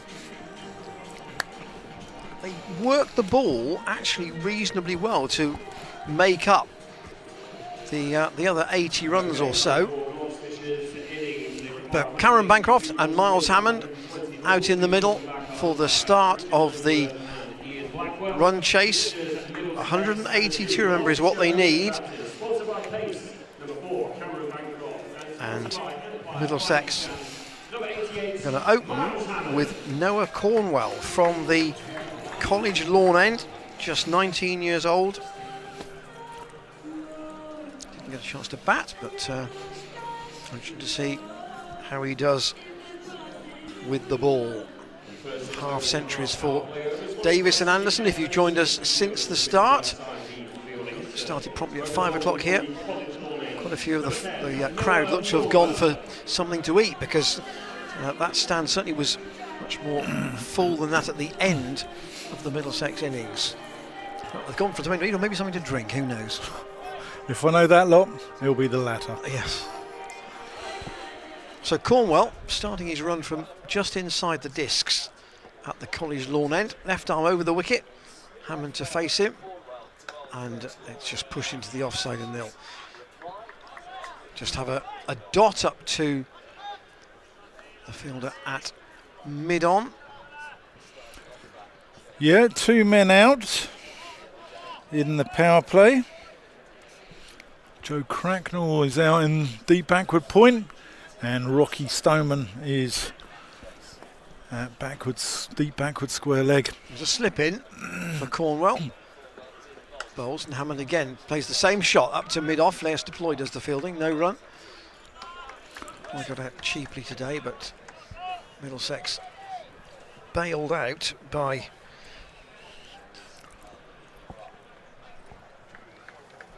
Anderson and Davis. Where's your pocket money here, in Middlesex or Gloucestershire? I'm just looking at some of their other results and who has beaten them chasing this year. Hammond pushes at that. Goes out past the outside edge and through to Davis. So they scored 203 at Essex and lost. They scored 172 against Glamorgan at home and lost, and they lost badly to Somerset, but they were only defending 78 in that game. So a couple of sides have got quite good totals against them, and Hammond again is beaten. Oh, that looked like a good delivery. We're side on the balcony here. Yeah, Hammond groping for that one. Cornwell's action, and this is obviously side on, looks very similar to Helms actually. It's very simple. The rhythm looks good when he gets to the crease. He doesn't stop as some bowlers do. Hammond down the leg side this time, and that will be given as a wide by umpire Ian Blackwell. I think he got picked in the England under-19 side recently, didn't he, Noah Cornwell? So clearly, somebody who Middlesex have some belief in, some promise that he's shown, hopefully from their point of view will be fulfilled, particularly with Bamber leaving at the end of the season. Cornwell again to Hammond, again lets that go outside the off stump, and at the moment only the wide off the over. Bancroft at the other end started the tournament really well. He's had a bit of a sequence of single-figure scores though in the last 3 or 4 games. Cornwell again, and Hammond defends, and that's a miserly opening over, just a single from it, and that was from the wide. So Cornwell, perhaps a little bit of an unknown quantity to Gloucestershire, and they wanted to have a look at him before doing anything too rash. And Yeah, decent. No wonder Ian, he's from Barnet. He was born in Barnet, so no wonder. otherwise you don't know his parents, Dan. What? Well, actually, let's not go there. Tom Helm from the Chapel End. That's where the sun is setting. 30 now, Tom Helm. Bancroft pushes that one into the covers, no run. Gloucestershire have been quite conservative at the top, haven't they? The White Kookaburra ball seems to do a little bit for like maybe 3-4 overs, and then that's when you make hay, isn't it? Well, and go soft then. I think sort of between 3 and 15 overs, that's when to maximise your opportunity. Bancroft pushes that to mid-on, where Luke Holman does the fielding. Obviously, Gloucestershire won the toss and decided they wanted to chase, and that's fine. But Middlesex, having batted on this pitch, will perhaps have a better steer of what length they ought to be bowling on it. I think it's a very good deck, and it's a rapid outfield. Helm to Bancroft, who square drive, and Gloucestershire get their first run off the bat. Oh, that's a bit of a wild throw over the head of Jack Davis, and luckily for Middlesex, Mark Stoneman is backing up. Stoneman. The two men out remain at the at deep point and deep backward square. Hammond's got a massive gap on the leg side if he wants to attack Helm and go that side of the ground. De Cares is patrolling quite a big area at mid-wicket. There's nobody behind him. Way out to the rope. Helm in, and that's down the leg side. That's going to be a wide. Yeah, we were talking about Mark Stoneman earlier and saying that he's hardly played any T20 cricket, and Sam Robson's another one. And Sam Robson, I've seen him saw him get 100 in a one-day cup game. I think at Radler, it was a few years ago. And I think if you're a good enough cricketer, you can adapt. And I'm surprised neither Stoneman or Robson have played more white ball cricket, as Hammond doesn't get that anywhere, just dribbles out into the onside. He was trying to crash that through the covers, but he didn't get it in the right place. Hammond got past 2,000 T20 runs at Taunton on Sunday.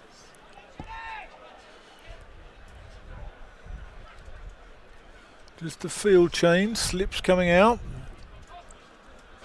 Higgins reinforcing the offside. Yeah, Anderson in the covers with him. Helm, and that's off the pad, and they're going to amble through for the most languid of leg byes. It's a slow start, isn't it? Yeah. It's almost becoming on the basis that sides tend to, although it's a 20 over game, they try and think about getting to the target in 19. Now Gloucestershire need to try and do it in 17 because they're going to have 2 gone and they're barely off the blocks. Fear ye not, Ian, fear ye not, as Helm comes in, and that's in the air. Oh, it's dropped. Great effort there by De Cares. And I mean, it would have been a great save by a goalkeeper, tipping it around the post. I think Bancroft might have been looking a bit rueful towards De Cares because, I say, he's had this run of low scores and he wouldn't have wanted another one. Yeah, you know what? I think he was caught betwixt and between there. He didn't actually, defend that or actually smash it. He just sort of pushed it in, really. Anyway, that completes the second over. And Gloucestershire are 5 without loss. Cornwell to bowl his second over from the college lawn end. Bancroft again looks for one. He won't be at one there. He goes straight to De Carey's. At short cover. He's just in front of square. He's got Stoneman probably no more than 15 yards to his left. And at the moment, Gloucestershire can't pierce the field. Kevin Hand from the BBC has gone in search of some refreshment at the break, but it's a short break and he's not back yet. Cheltenham, you might be a while. Cornwall in, that's outside the off stump. That's going to be another wide. That's pushed that right across, and he's come down a bit awkwardly there by the looks of it. He's flexing his left leg. Just landed awkwardly. Yeah, fear ye not, slow start.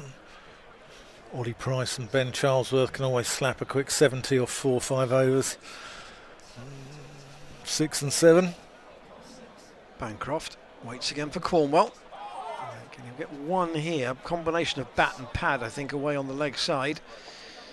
There is a gap there, though, and therefore Bancroft gets one more. Hammond doesn't, not off the mark yet. Needs to, say needs to feel bat on ball, Miles Hammond, but he certainly likes to. But I suppose he will be thinking that yes, you can score quickly at Cheltenham, but you can't get left behind. And he's bowled. Cornwall has his man. Hammond goes for naught, and Gloucestershire are 7 for 1. And having bowled a really tight first over, Cornwell really forcing Hammond to play perhaps a shot he didn't want to play. It's the pressure of the number of dots, and Hammond having had a pretty good season with the bat, and overall in this competition today he gets a duck, and James Bracey comes in at number 3. Yeah, really good from Cornwell. Been very impressive. Looks to have a good head on his shoulders. In a T20 game, if you're an opener and you're out for naught after 9 balls, then it's probably get on with it or get out, isn't it? In the power play, yeah. Yeah.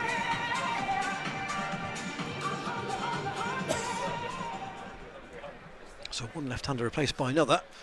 And Bracey faces Cornwall for the first time, and he's very nearly yorked. Whoa.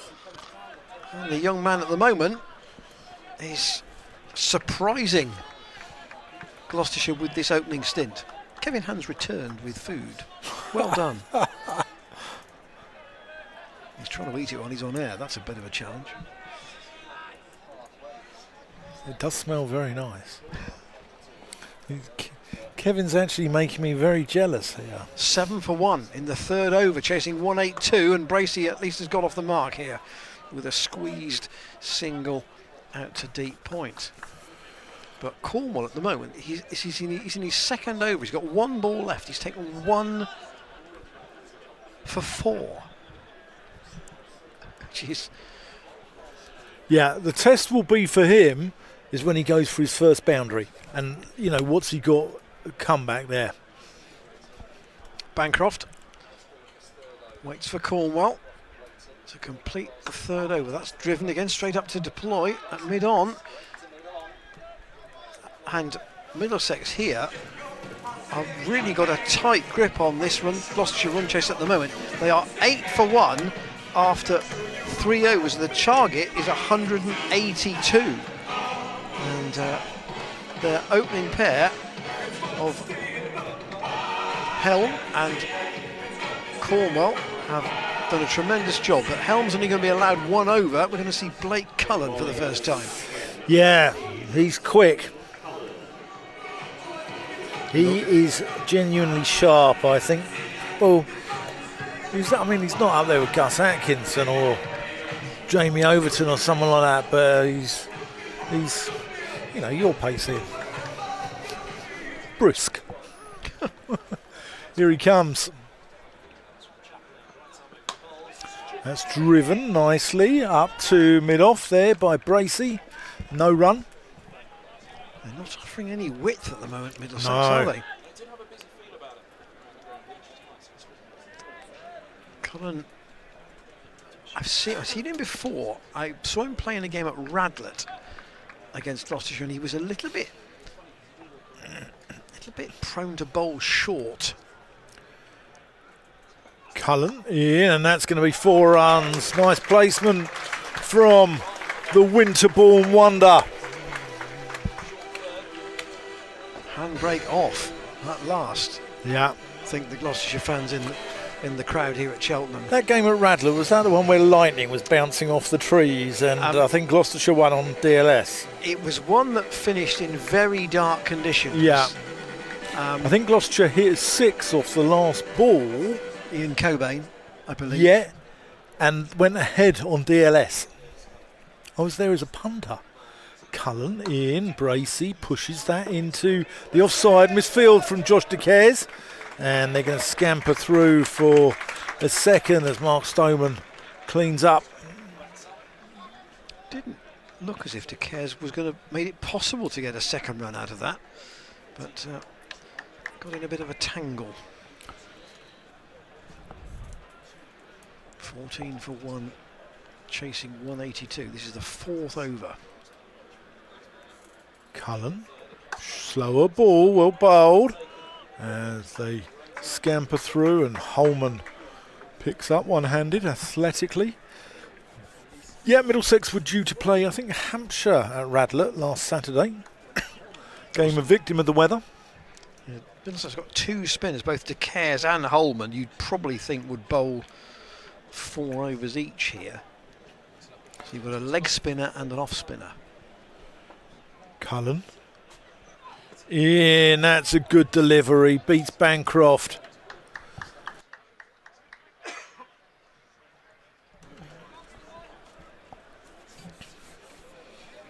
Bancroft looks a little bit scratchy, doesn't he? A little bit out of nick perhaps, but form is temporary, class is permanent.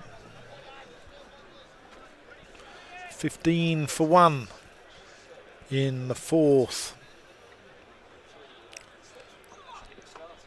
And that's just off. Bracey's got to hurry up, and they come through for a leg by. So 16 for 1, 8 off that over. And that's more what Gloucestershire are after, isn't it, Ian? Yeah, they certainly need to start getting up some 8s if they can. Looks like Cornwall is going to be given a 3rd over here. Why not? Oh, I think no question. He's bowled, 2 overs, 1 for 4. You might even think about bowling him straight through. Yeah, if he's got a good rhythm. I agree. Then why disrupt that? But as you say, it's a question of what happens if a couple of boundaries start ticking up. Bancroft waits for him. There's an appeal from Cornwall, but there have been 2 sounds there because it was a stifled appeal, strangled appeal. Polite inquiry. Yeah. But I think what Middlesex have got with, they've got the 5 seamers in Cornwell, Helm, Cullen, and they've got Higgins and Martin Anderson. And if Cornwall can maybe get 3 overs out of him now, it then takes the heat off somebody else. Cornwell in bright sunshine, opposed to Bancroft, who pulls. There is a man at deep square. He didn't time that. It's only gone halfway to the fence, and they'll in the end get just 1 run. If you've come home from either a day out or a working day, and you've joined us since the start here at Cheltenham, we got underway promptly at 5 o'clock. There is some dark cloud around the ground, but there's quite a bit of blue still, and the sun is still out, so at the moment light is not a problem. It's 10 to 7, and if the conditions stay as they are, I think the players will be more than happy. Bracey's pulled Cornwell for 4, away through mid-wicket. There's only a man in short there, and once it got past him, Stoneman had ground to make up, and he was never going to do it. The ball was always going to be the winner. Yeah, that's not even that short. Bracey's just latched onto that.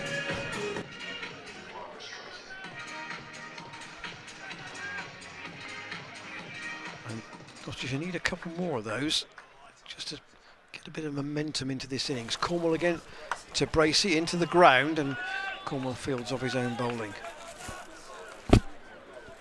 Remember, it's a busy weekend, this, of T20 cricket. Gloucestershire at Southampton tomorrow against Hampshire, and then back here at Cheltenham on Sunday against Glamorgan. Obviously all the matches on the stream. Commentary tomorrow from Kevin James and Ed Seaborn.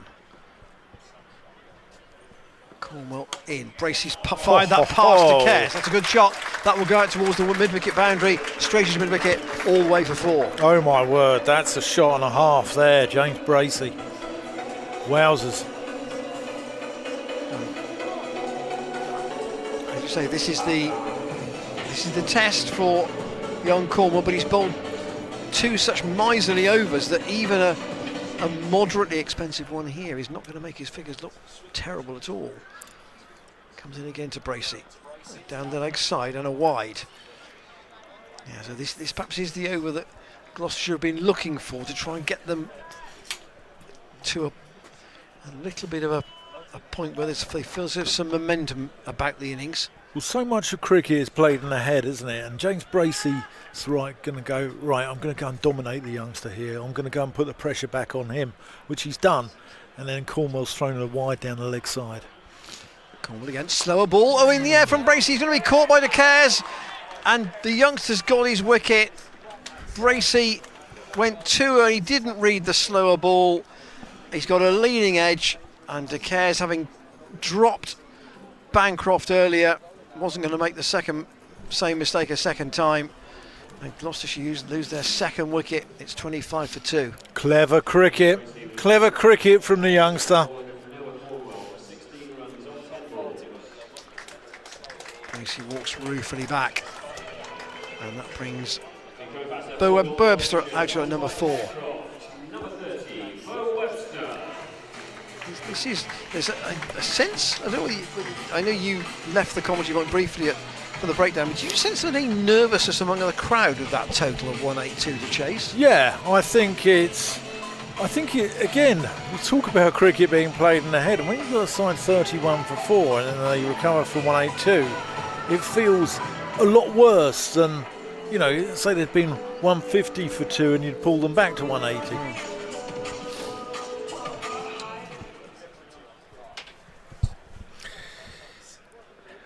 Helm in, and that's just played out to mid-off, where Lewis Deploy does the fielding. So Cornwall, that was the last, because they took the wicket off the last ball of the over. He's bowled 3 overs, 2 for 14. That might be his afternoon with the ball done. Oh, I'd be tempted to give him another one. Helm to Bancroft, who again tries working that leg side, doesn't get anything on it. So Middlesex were 39 for 4 at the end of the power play. And Gloucestershire, this is the last over of the power play. Short of that at the moment.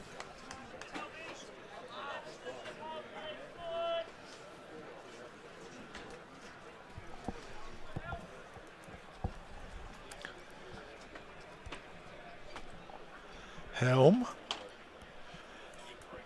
Ambling in, big swing from Bancroft, that's gone through Jack Davis. He's got some glove on it and he'll come through for 2 byes.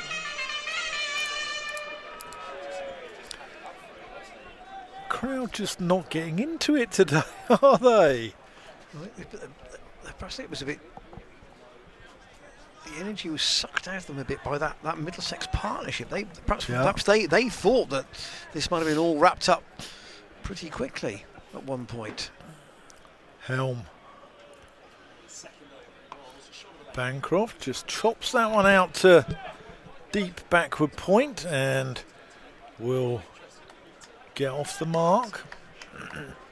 Bancroft 5 off 15 at the moment. It's an unusual setup. It's one of those days at the minute where he just feels as if he can't pierce the field, he can't lay bat on it. Yeah, Gloucestershire 29 for 2.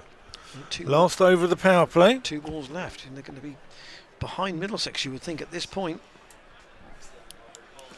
Helm, and Webster gets up on his rather long legs and just plays that out to point. We were talking about the boundary count in that Middlesex innings, 21 fours and 3 sixes.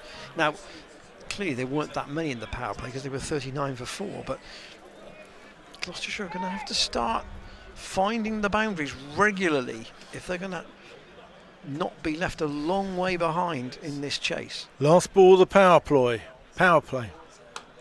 That's, oh, just over the head there. It's De Cares, I think, again. Here's De Cares and goes away for 4. And that is 34 for 2. At this stage, Middlesex was 39 for 4, so not a lot in it. No, but you've got to start now getting at least your 8s and your 9s and over. Yeah, you have. It's getting to a point where a boundary and over is not enough. Yeah. And Cullen is going to be brought back. So Cornwell, 3 overs 2 for 14. He's arguably done his job for his captain.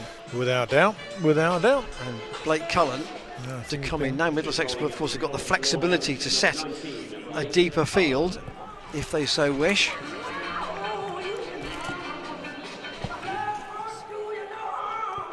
Cullen from the College lawn end has got a deep square, a deep mid-wicket. He's got an orthodox third man out as well.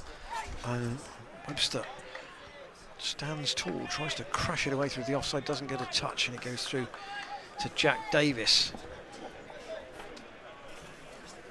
Current run rate, half what it needs to be. From a Gloucestershire perspective, they're going far too slowly at the moment to think about threatening Middlesex. Cullen into Webster. Again, can't pierce through. There's not much that's loose from Middlesex at the moment. no, nothing loose at all. I mean, they've almost got to a point in the competition where I suppose The pressure's off. yes, they are bottom of the table. They've only won 1 game. They can't qualify. So, well, just go out and play. There really is no tension at all in their situation. Cornwell's been brought in and then sent back again. They've changed their mind over who they're bringing up inside the circle. So third man goes back and fine leg comes up. Cullen again to Webster. He does go down the ground, and he'll get enough on that to send it away for 4 to the long off boundary. That's the Bo Webster we saw at Somerset on Sunday. That's the Bo Webster we've seen in the Big Bash League as well. When he first came to Gloucestershire, he was content just to take one a ball, wasn't he? But he's got long levers, he can hit the ball hard, and Gloucestershire's going to need a lot more of that. So where's Deploy going to go? Is he going to stay inside the circle at mid-off here? He is. He's going to leave the gap. He's going to entice Webster to play that shot again if he wants to. And Webster decides he wants to take a sharp single. Oh. That Bancroft would have been run out by a mile. Bancroft was toast there. It was a single into the offside. Higgins coming round, missed the stumps by, well, a couple of inches, not much. It wasn't if it was a wild throw at all. And Bancroft was, well, he's a long way out. Just to get 1 out of it. 39 for 2 in the 7th. Chasing 182. Bancroft deep in his crease. Works that into the onside. He'll get 1. They won't get a second run though. It's a good throw again. Good bit of work out in the field by Cracknell. That's the pocket they're looking for though, aren't they? That was just too close to mid-wicket there. But there's a big gap between Joe Cracknell at deep mid-wicket and Martin Anderson now long on. And I think there's 2 there. Middlesex were a dab hand, if pardon the pun, of running 2s into that space. Cullen again. Oh, Webster tries to launch that same shot down the ground. It was a slightly slower ball. He played too early at it, and it's gone through to Jack Davis. 40 for 2. And Gloucestershire, they're getting left behind here. Yeah, they are. I think Bancroft's had a look now. I think he needs to start playing some shots. Here might be the opportunity. First over of spin we're going to see from Luke Holman. And someone has got to attack the Middlesex spinners. Yeah, leg spinner.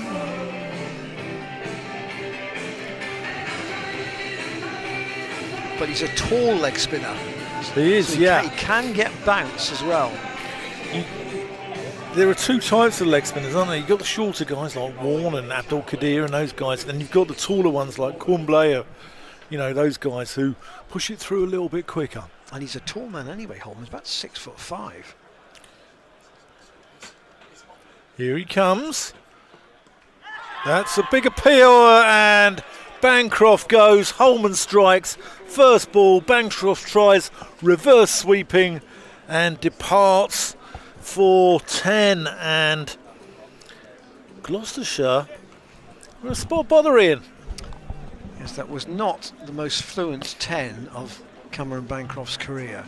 No. And he will know that. He's shaking his head as he walks off. He just doesn't look to be in any kind of touch at the moment with his batting. He started the competition with a series of high 20s and 30s scores, really useful contributions in this format, and then those runs just seem to have absolutely gone dry for him in the last half a dozen games. Jack Taylor in at number 5. Yeah, I think, you know, Hammond, Bancroft, Bracey, Webster, they're good players, but I think this is Gloucestershire's engine room here in that middle order.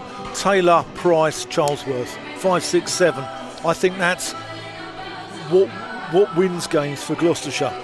Well, you know, people like Hammond, Bancroft, Bracey, you know, put the foundations in, they set the platform, but these guys are, you know, the people who cause the maximum damage. And we saw Jack Taylor play a brilliant innings against Glamorgan down in Cardiff, and we've seen Ollie Price and Charlesworth, the scourge of Somerset. Holman to Taylor, short, and Taylor pulls that one ferociously, and Higgins can't get near it, even though it went about a yard to his right. Taylor hit that with such venom. It did sit up quite nicely for him, but yeah, it was short. It was short, it had to go. Holman in. Taylor tries a little late cut and doesn't get anywhere near it. He's got two men back there. He's got a backward point and a short third, but he'll be looking to pierce that. Holman, and Taylor going to get 4 more. Just helps it on its way round the corner down the leg side. Dan's been with us on the stream since 2022, and if you're a stream regular, you will know that we're into sales time, as Dan puts it. Everything must go. Holman. Taylor plays that one down the ground. He could get 2 here.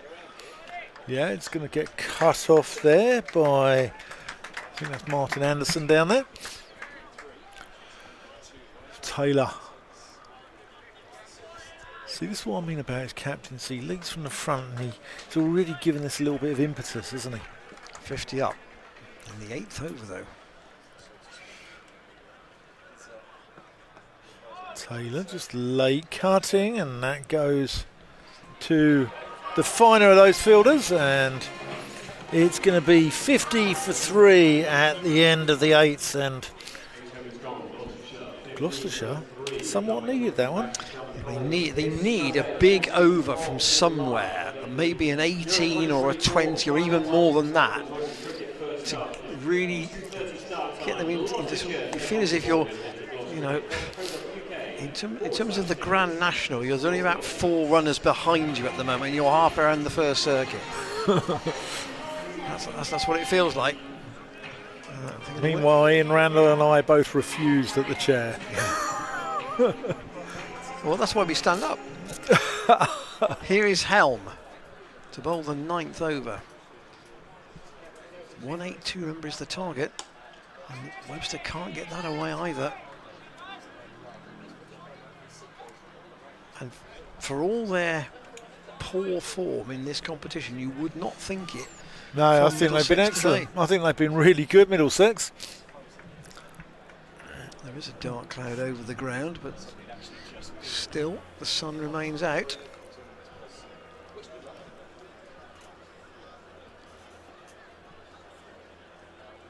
Helm in. Webster again stands tall. He might get 2 for this, but they're not going to risk it because the throw is in quickly from deploy. He bats right-handed, but he bowls. Is bat right-handed? No, he bats left-handed. Yeah. Bats left-handed, slow left arm bowler, but also a left-handed thrower. And they're always handy to have in your team. Yeah, they are. Sometimes you get the sneaky ones, Ian, who will bowl left arm like Jack Leach, but throw with their right. I don't like that sort of thing, do you? It's just not on. It's just not on. Taylor on 10. Looks towards Helm, and he'll get 1. He might want 2 here. They're going to run that quickly, but Webster says no. I think he was probably right to say no. Gloucestershire don't want to run out at this stage. Again, Anderson coming in from long on. Keeps them down to a single. And there have not been very many boundaries in this Gloucestershire innings.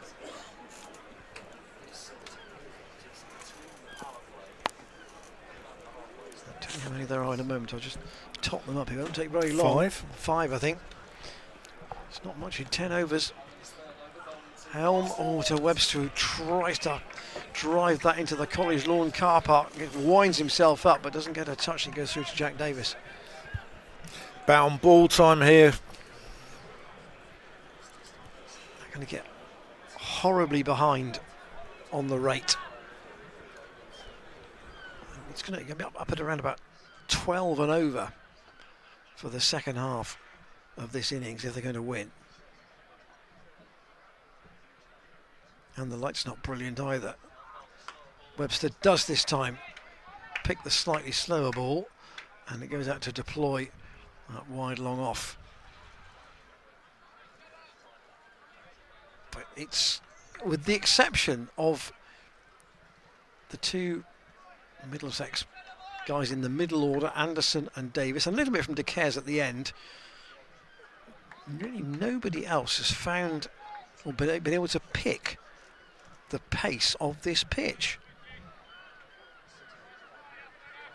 Cornwell's dropping back again down to orthodox 3rd man. Helm into Taylor. That's a bottom half of the bat on that. Tried to pull it rather squarer than it ended up, which was going straight to mid-on. They'll just get 1. And 53 for 3 off 9. Middlesex, out of interest, were 81 for 4 after 10 overs. And at the moment, Dan, you would say they've probably got a good 20 runs in hand. Yeah, they have, and part of that reason is Noah Cornwell, but also Tom Helm. He's gone for 13 off 3 overs, and he just hasn't given any width. He just doesn't bowl any rubbish, does he? So Ryan Higgins, obviously now in his 2nd spell at Middlesex with a stint at Gloucestershire in between, to come on for the first time, and there will be some variations in pace here, you can rest assured. Yeah, it's still very popular with the fans down here in the West Country. Taylor, though, will know about most of them. Higgins, Taylor, bit of bottom hand, can only pick out De Caires at deep mid wicket. So Higgins. I wonder how much spin we will see. Yeah, it'll be interesting. Higgins was part of a group, didn't they, that came from Middlesex to Gloucestershire. George Scott being one, Tom Lace being another, Ryan Higgins. And then you lot ended up with me. Here's Higgins. That's gone over the top there from Webster. That's going to kick on and go away for 4 runs down to the Sanford Avenue side of the ground. Sanford Road? Sanford Avenue. Sanford Road. Sanford Road. Yeah. Only just got there, actually. I'm not sure he got everything out of that. No. Didn't really time it. Bit of a sand wedge, wasn't it? Threw the kitchen sink at it. It just about cleared the infield and then ran away down towards that stand, but it's not proving straightforward at all out there for these two. Yeah. It's hard to time the ball on this wicket. Only Jack Taylor, Jack Davis and Martin Anderson, Josh De Cares have looked comfortable on it.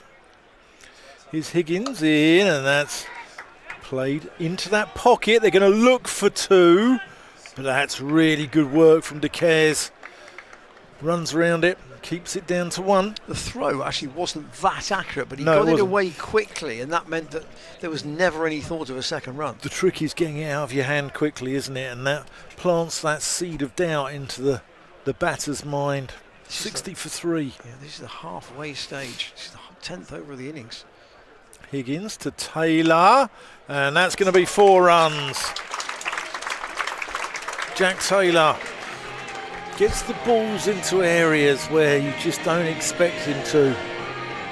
It's a short boundary on the leg side for Higgins. He's got a man, Noah Cornwell, up inside the circle at short fine leg, so it beats him. It is going to almost certainly go for 4. De Cares just limbering up.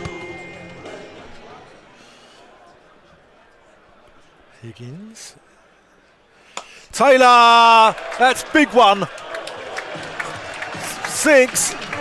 Off the turret which houses the clock here at Cheltenham, down off the brickwork and back into the field of play. I thought it was a poor bit of fielding by our colleague Ed Seaborn there. I think he should have caught that one. 6 runs to Jack Taylor, and Gloucestershire needed that. They move on to 70. Higgins in, that's well bowled, Yorker, wide Yorker, and that completes the over, but 17 off the over. That's what they needed, and They had to. Yeah, there had to be one of those pretty quickly, and there arguably needs to be another one. Yeah, now because they're still 11 behind Middlesex Yeah. at this stage. and Middlesex had an 18 off the 14th over as well, so Gloucestershire have still got a lot to do here. They're 11 behind where Middlesex were, and that's even with an expensive opening over from Higgins. Holman is changing ends. Nathan Fernandez just walking around, giving a drink to Mark Stoneman, 20-year-old from Harrow. So up to nearly 12 and over. Holman in, and Webster will just nudge that into the leg side. So with Holman bowling from the College lawn end, he's got a slightly longer leg side boundary.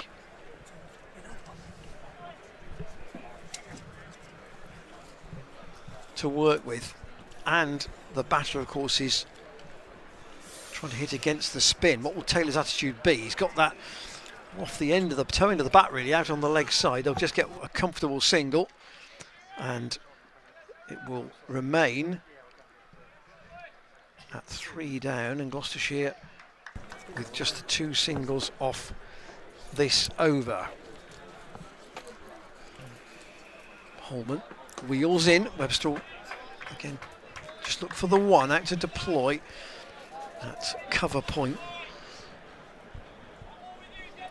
You can perhaps think that's why deploy is Asked Holman to change ends here. Comes off about 4 paces. Then Taylor goes back. Well, it would have been a very comfortable catch to a short mid-wicket. As it is, the mid-wicket is deep out on the fence, so Taylor can get a single, but it wasn't a very convincing shot. There's another one where we saw none of the Middlesex batters get out that way, and the ball just sticking in the pitch a little bit, isn't it? Taylor pops that one up. Webster on 15. Waits for Holman and goes straight down the ground. I think Deploy thought that was coming towards him at one stage at extra cover, but it went too straight for him, and it's gone all the way out to De Caires at long off for a single. The way he jumped there, I thought he'd gone right down his throat. Taylor on 25. He's got there pretty quickly. Only 13 balls faced. Holman again to bowl to him, and Taylor has to fade that back up the pitch. It's good bowling from Holman.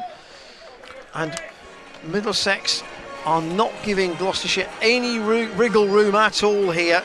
And somebody is going to have to come up with something pretty spectacular if they're going to win the game from this position. They still need another 107. They've only got 9 overs to go. It's all right. Price and Charlesworth. Price and Charlesworth. Can't do it sat in the pavilion now. No, but they can get anyone out of a tight spot, those two. Higgins to continue. Higgins to Webster. That's gone out into that pocket, and it's just going to be one as Tom Helm does the fielding out, long on. Come back to that boundary count. It's now 9 and 1. 9 fours and 1 6. Cornwell's gone off the long way short of. Cornwell's gone off the field, and Henry Brooks is coming on, signed from Warwickshire over the winter. It did look as if he pulled up in that second over, didn't he? When he on his follow through. Higgins. Taylor drives nicely, only to pick out the man at deep cover. I remember saying that he flexed his left leg when he was on the middle of the second over. Yeah. So hopefully that's not anything too serious, but Brooks is out there in a big hat.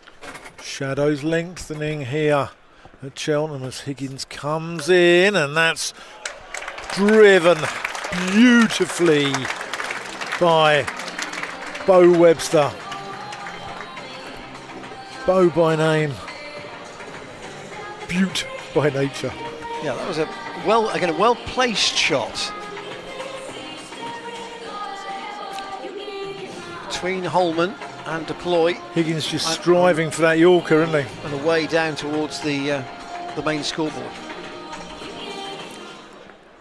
Higgins to Webster. Full toss. He's got that one through as well. Same Repeat shot. Repeat the dose.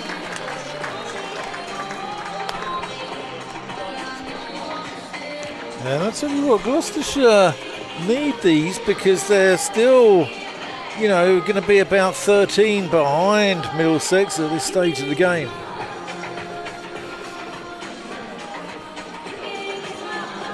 Higgins has bowled 10 balls that have cost 26. And arguably he's the only Middlesex bowler who's really been given any tap. Yeah. Well, Helm and Cornwell have been fantastic. Higgins. Webster just drives that one out with no great timing into the covers.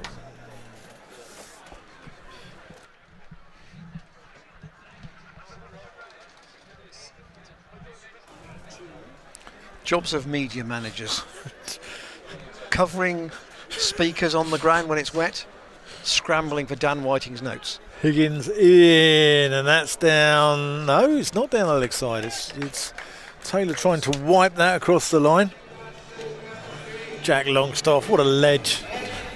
86 for 3 after 12 overs.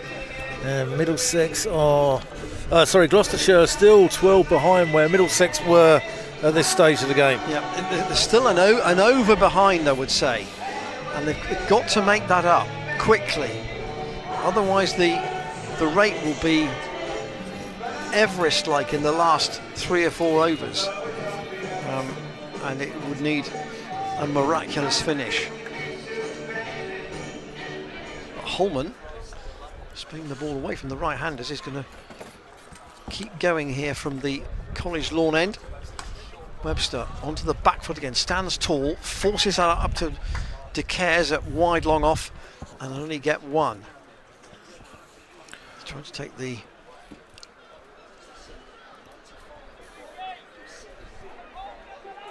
easier option to the short boundary away from these two. Webster on to 27, Taylor has 26. Holman in, Taylor's gone down the ground. Is that big enough for a 6? It is. Martin Anderson was right on the rope at long on, but he couldn't reach it, and it's gone for 6. 50 partnership between these two, and Webster just puts his thumb up to Taylor to indicate that that's exactly what we need, Skip. And Taylor's got 32 of the 53 they've added together. In fact, all the runs off the bat. Not a single extra in that lot. Holman again, and Taylor goes to the same repeat shot, and it's a slightly bigger hit. It's gone for 6 more onto the roof of the Hospitality Marquee, and Jack Taylor at the moment is doing what the likes of Bancroft and Hammond couldn't do at the top of the order. They just couldn't get the ball off the square, those two. Yeah, Ian Randall had a real dichotomy on his hands there, enjoying the second consecutive six there from Jack Taylor, but knowing that the ball was hurtling towards his car in the car park behind it. And well done to Ploy, who's gone to get the ball from away towards the car park. He's going to just trot back into the field of play, and Holman will wait. Now to bowl again to Taylor. He goes for the third 6. Is he going to get that over the rope as well? He'll get 4.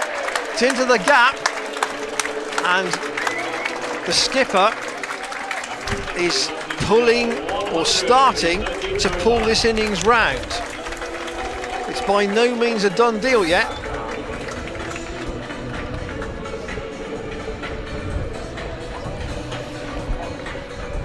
But Gloucestershire's 100 is up in the 13th over. They still need another 82. Taylor goes back and just nudge it into the leg side and pick up the single. But this is the kind of big over they needed to at least get them to some semblance of a chance of chasing down the rest. Yeah, clever cricket from Taylor there. Now what can Webster do? Can he repeat the dose? There's the appeal for LBW, but not upheld by Ian Blackwell as Webster and Taylor trot through for a leg by. I don't think that was off the bat. I will check that at the end of the over. That is the conclusion of Holman's over. He walks rather ruefully away, bit of a trudge from the leg spinner, and Gloucestershire just turn that round with one big over. Now they've got at least a semblance of an opportunity with these two if they can stay in, and with Charlesworth and Ollie Price to go. Cullen is coming back. Webster will face him, and there are 7 overs to go, and they still need 77 more. Cullen in from the College lawn end, and Webster has a big hoik and misses it. Middlesex 110 for 4 off 13, but remember they still had a big over after. This was the 13th was a tight over, the 14th was an expensive over. 11 and over, you can't have too many overs of only 6 from what's left. You've got to keep scoring consistently. Cullen, that's well bowled, and Webster digs that one out and shy at the stumps there. They get through for a single. I think Taylor's eyeing up this pavilion. We're doing our commentary from here. Not a big hit. 43 off 20 for Jack Taylor at the moment.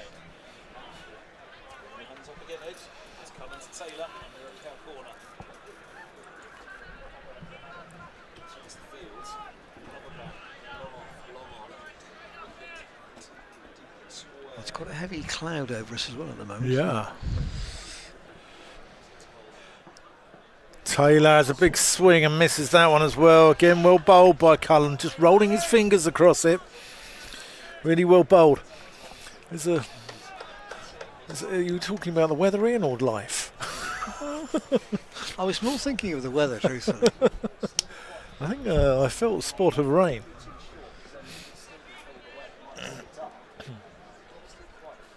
There's quite a shadow now across the ground. Yeah. And the area that's in the most sunlight actually doesn't have a fielder. It's away towards the members' marquee, away to the college lawn end of the ground. Cullen. Taylor gets that one back with a square. He's going to get 2 here. Well placed. Yeah, Cullen's done well in this over. He's only he has done 3 well. runs at the moment. Again, he's like, another one, 2.5. He's gone for 14. And Cullen, Helm, Cornwell, they've all bowled really well. Are there enough overs left from the others for Gloucester to get back into this?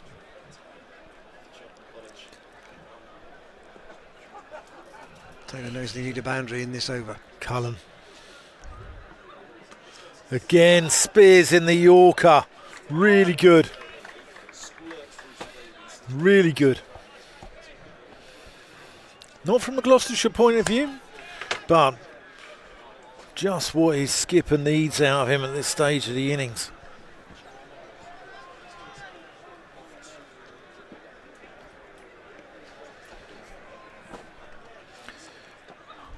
Taylor, that's gone up in the air. Higgins is under it. And he takes it. That's the end of Jack Taylor. He departs for 45. And Blake Cullen deserved that. Really good innings from Jack Taylor, but Gloucestershire are really struggling here. He's got a good hand as he walks off. And Ben Charlesworth coming into bat at number 6, but he hasn't got much time at all to have a look here. And he's probably coming out in light that he... I think in the Championship they wouldn't be playing in this. You don't think so? Touch and go. Remember, we're in an elevated position here at ground level. I suspect the light looks rather different. Yeah.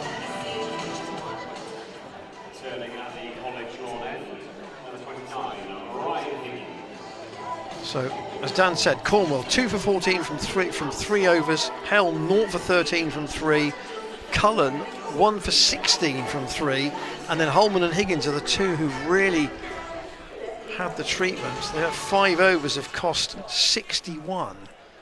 It's got to be a bit more of that if Gloucestershire are going to get anywhere close to this total. Here's Higgins into the attack. Webster doesn't really middle that, and it's gone straight out to Mark Stoneman at deep cover for 1 run. This is the 15th over. I stand by what I said earlier. I think Middlesex have got 20 runs in hand here, unless they make a real mess of it and somebody bowls a really bad over, and Gloucestershire can take full advantage. Well, DLS is 120. So Gloucestershire are behind. Charlesworth then, deep in his crease to Higgins, and he's got that away towards deploy, but not all the way. In fact, it's Holman, and his throw to Davis keeps them down to a single. I think he's conscious that he's got to go for it from the first ball. This was one of the games that Gloucestershire really felt was winnable among their last 4. Higgins into Webster, straight again up towards Holman. They've been forced to play in the V a lot, and Holman's throw again from long off only gives Gloucestershire a single. Dan's decided it's the Arctic now. He's put his coat on. 111 for 4. Charlesworth with Higgins bowling round the wicket. He's squeezed that out onto the deep square leg boundary, but De Caires is there. And again, it's only 1 run. The throw hits the stumps, but Webster was well in. Just getting a little glare from the keeper. Keepers don't like the ball being winged in at their bootlaces, do they? At any level. No. At any level. No. 5 overs to go. It's going to need to be a really big last 5 overs for Gloucestershire to get the 2 points they so desperately want. It's going to be of the order of Taunton on Sunday. Higgins into Webster, who is bowled. He's made 31 from 26, but Higgins has his man. And if Gloucestershire are going to win, it's going to be the Price and Charlesworth show again. Can they do it for a 3rd time? It's 112 for 5. You wouldn't bet against them. You would not bet against this young pair. They seem to be fearless in these situations, but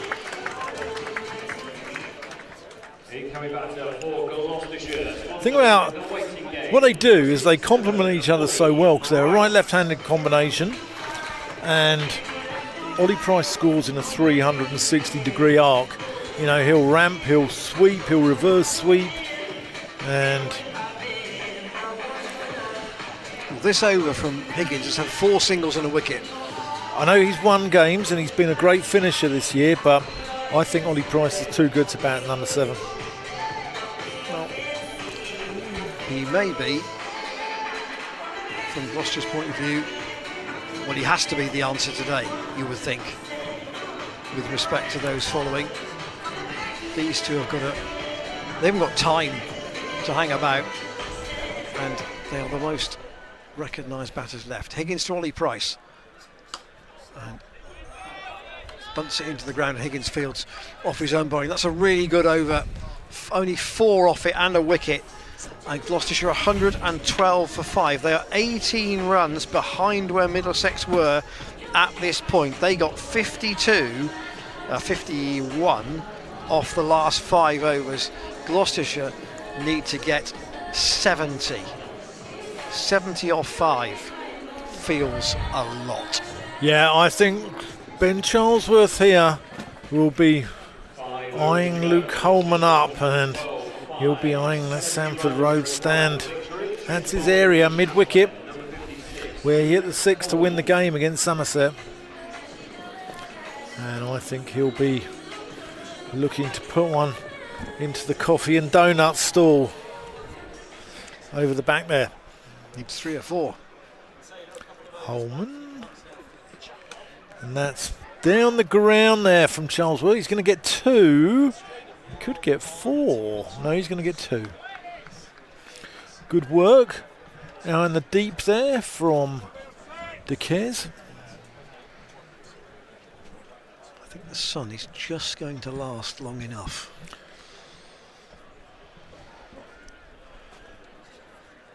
Holman to Charlesworth. No, he's gone. He's stumped. Good work from Davis. I thought his foot was back there. I'd like another look at this. Ian Blackwell, as you were, pretty swift with his decision, and he's an experienced umpire. And I wonder whether Charlesworth there almost said, I couldn't see it coming out of the sun, that ball. And the sun is setting at the chapel end of the ground, and if Holman was bowling it above the eye line, it's not an easy one. So Matt Taylor coming in, but it looks like it's Middlesex's to lose from here. And you have to say, on the day they've put in a performance that has belied their form so far this season in the competition. Matt Taylor, the new batter, he can give it a whack. Holman. Oh, that's got to be close. Maybe a little high, perhaps, but they get through for a leg by. Right, Ollie Price. You're on your own, nearly. Holman. That's wide of the off stump.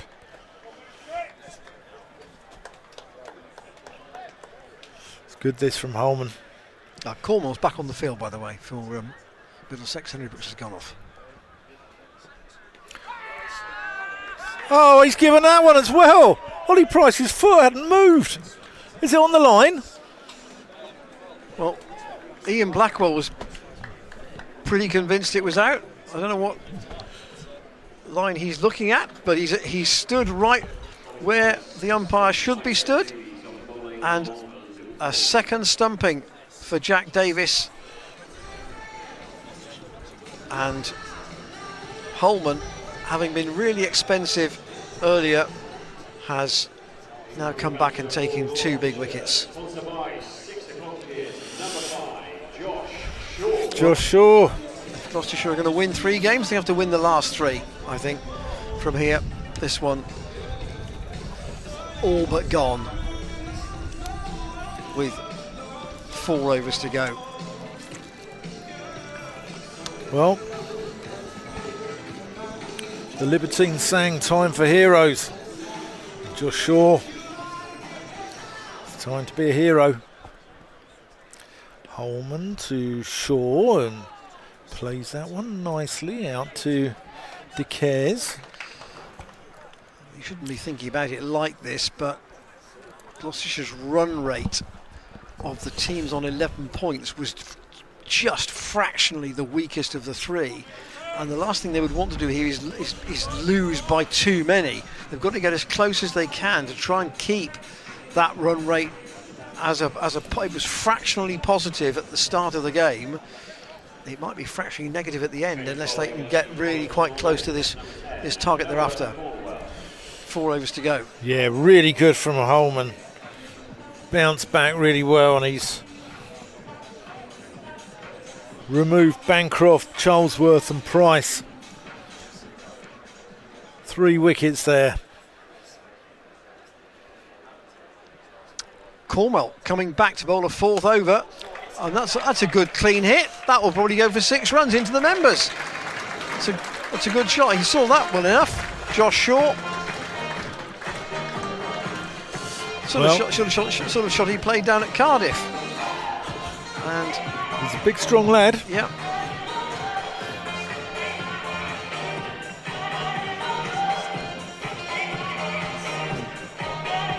Ball returned to Cornwall, but I'm sure Lester Ploy's just having a consoling word with him.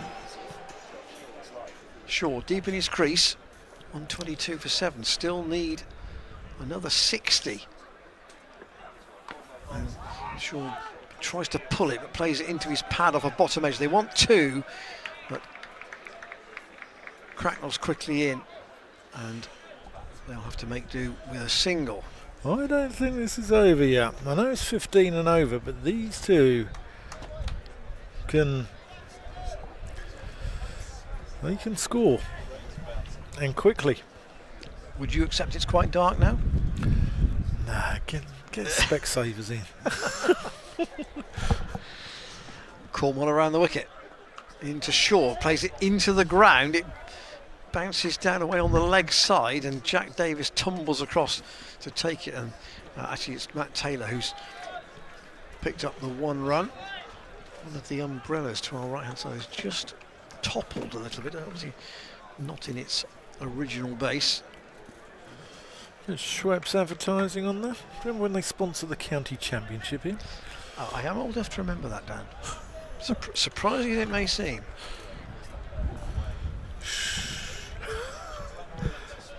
Shaw Waits for Cornwell in his last over. And again, it's same shot. He's tried to fire it out on the offside. They're going to try and come back for 2, and they've just about made it. Squeezed away behind the square on the leg side. They had to take that risk. Holman was coming in off the boundary. It was really probably only a run and a half, but pressure on the fielder. I don't think they were able to get home.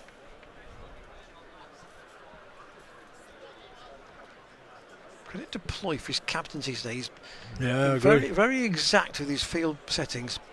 Cornwall around the wicket. Oh, that was quite quick. He even lost the sight of that. It was a full ball and taken by Davis. It may have been the Yorker right, literally pitching in the crease, and nothing that Shaw could do about it.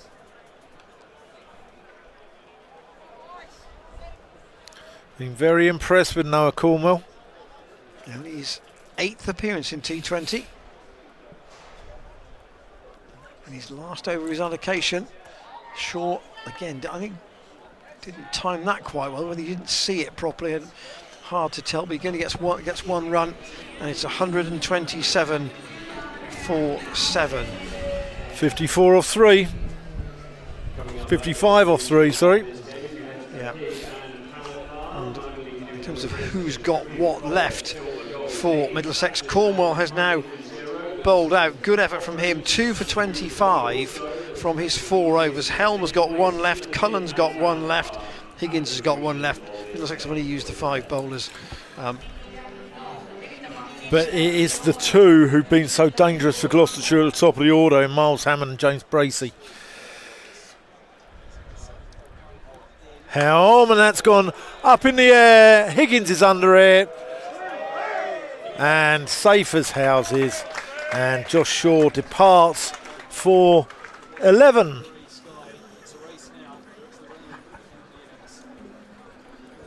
And Gloucestershire, unfortunately, falling apart here a little bit. They're at risk of being bowled out with quite a big deficit at the moment. Marshall DeLonga coming out at number 10. Well, he won't hang around, will he? Well, he knows one way to bat. Yeah. But generally speaking.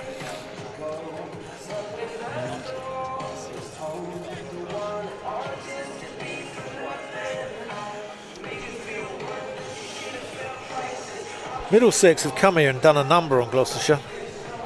They and have. Gloucestershire had them 31 for 4, and it was that partnership between Anderson and Davis which has taken the game away. Helm to DeLunga, big thick edge, 4 runs. We appreciate that it probably looks a little bit brighter on the stream than it actually is in real life. To the naked eye, it is quite dark out there. It's probably going to be no easier for the fielders to see the ball as well as the batters. White ball, don't worry about it. Helm.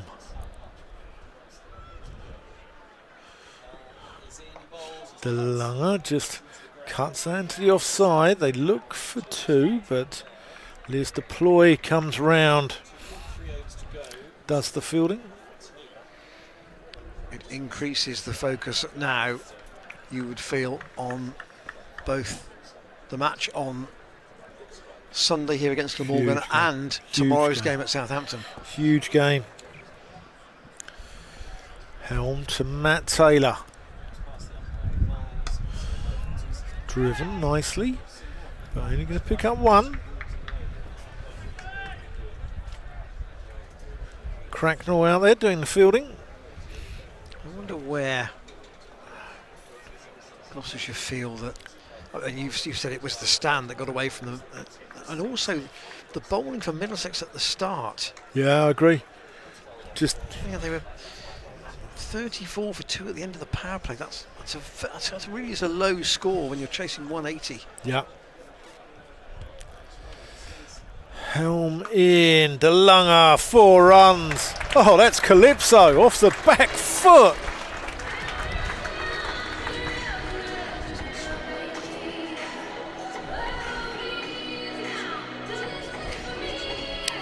I'm sure that Marchand won't believe it can't be done, because mathematically it can.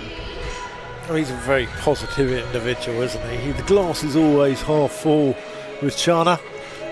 And 45 off 13 balls Gloucestershire need. And it was 45 off the last 12 at Taunton on Sunday. So Helm. Oh, that's more chalk. Marchand off the cue end. 138 for 8. 12 balls left. 44 to win. Yes, I suppose if it's a 20-run margin at the end, it's a defeat, but it's not a bad defeat in that sense. But on the basis of what we have seen here today, it's hard to argue that Middlesex all round have been the more complete team. Yeah, I agree. Hard to say that. 138 for 8. Ryan Higgins to bowl the penultimate over to Marchand de Lange, who turns that into the leg side. Didn't really get everything out of it, so it's just gone for a single to deep square down to Holman. Gloucestershire need a miracle. They need David Blaine, Paul Daniels, David Nixon, Tommy Cooper. No, not Tommy Cooper. It could be 4 straight down the ground. It's a good shot. Matt Taylor's got 4 out of a full ball from Higgins down towards the College Lawn car park. He picked that well enough. Yeah. Tommy Cooper was a very good magician. The problem was he just did the gags in a very humorous way. 143 for 8. The target is 182, but this is the penultimate over. Taylor high in the air. That should be Stoneman's, and it is. Coming in off the boundary at cover. Taylor goes, and his day really was one with the ball rather than with the bat. He was left with too much to do by those above him, and now David Payne and Marchand de Lange have somehow got to fashion something that will get Gloucestershire at least to within striking distance and not damage the net run rate too much. David Payne doesn't bat much in T20 as a rule. And he doesn't bat much in some rather gloomy light either. But we are going to complete the game authentically, which is a good thing. Higgins into Payne, tries to wind up and thump it down the ground, but gets it off the bottom of the bat. And Higgins fields. 2 for 36 for Higgins. This is his last over.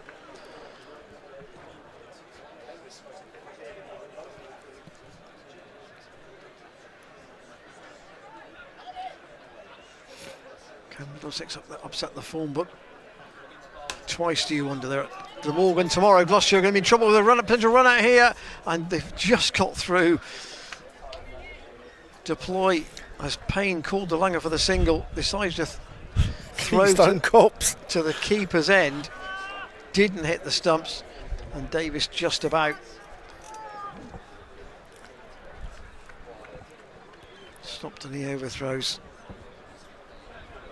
144 for 9, last pair together. We need to be up so 174 to make it interesting. Long has whipped that into the leg side, and he'll only get one. He'll hold the strike at the start of the last over. Higgins finishes with 2 for 38. Gloucestershire can't win. But well, unless there are no balls. Cullen will bowl the last over, and Gloucestershire need 37. And unless we have a an over like we had at Taunton last week with no balls and free hits and the like. Cullen and De Lange will have their own personal duel for this last over. Most of the crowd have stayed, but the Gloucestershire fraternity will be getting the slide rules and calculators out for their chances. Cullen into De Lange, who plays that not particularly stylishly, but they'll come through for a single. Gloucestershire can still get to 17 points if they were to win the last 3 matches. I think they're going to need 17 to get into a quarter-final. And arguably, for the teams that aren't playing tonight... Cullen in, and that's thick inside edge. That's going to go away for just 2 runs. Noah Cornwell in pursuit. Yeah, the teams that aren't playing tonight are probably looking at this and saying, oh, well, Middlesex done us a favour there. And what Gloucestershire need, arguably now, is Kent to help them by beating Essex. That game started at 7 o'clock. Cullen to Payne. And goes through to Essex the gloves of batting Davis. first are 108 for 2 in the 13th over. Okay. Michael Pepper, 32, not out at the moment. What's been really good about Middlesex here as well is that they've just conceded no balls and 4 wides. Really good disciplines. That's going to be 4 runs. David Payne gets that one right into the gap. There's Stoneman and Higgins share a little gag between them. Was that your ball or my ball? I think was probably the line. In the end, neither reached it. I wonder whether David Payne took his hand off the bat there when he played that shot. It snaked across the grass, didn't it? It went like a what did it? Zigzagged across the grass, didn't it?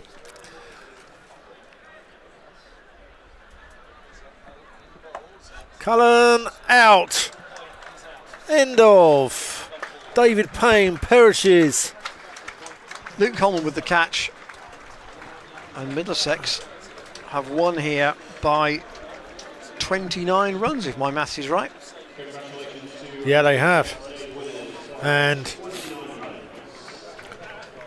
they have not looked like a side who have been bottom of the table for most of the campaign today. No, they haven't. And I don't think Gloucestershire have been poor. I just think Middlesex, that partnership between Anderson and Davis, aided and abetted by Josh DeCaires as well, showed real maturity. And it's been a poor, well, it's grim times at Middlesex at the moment. You know, there's players leaving, there's people going.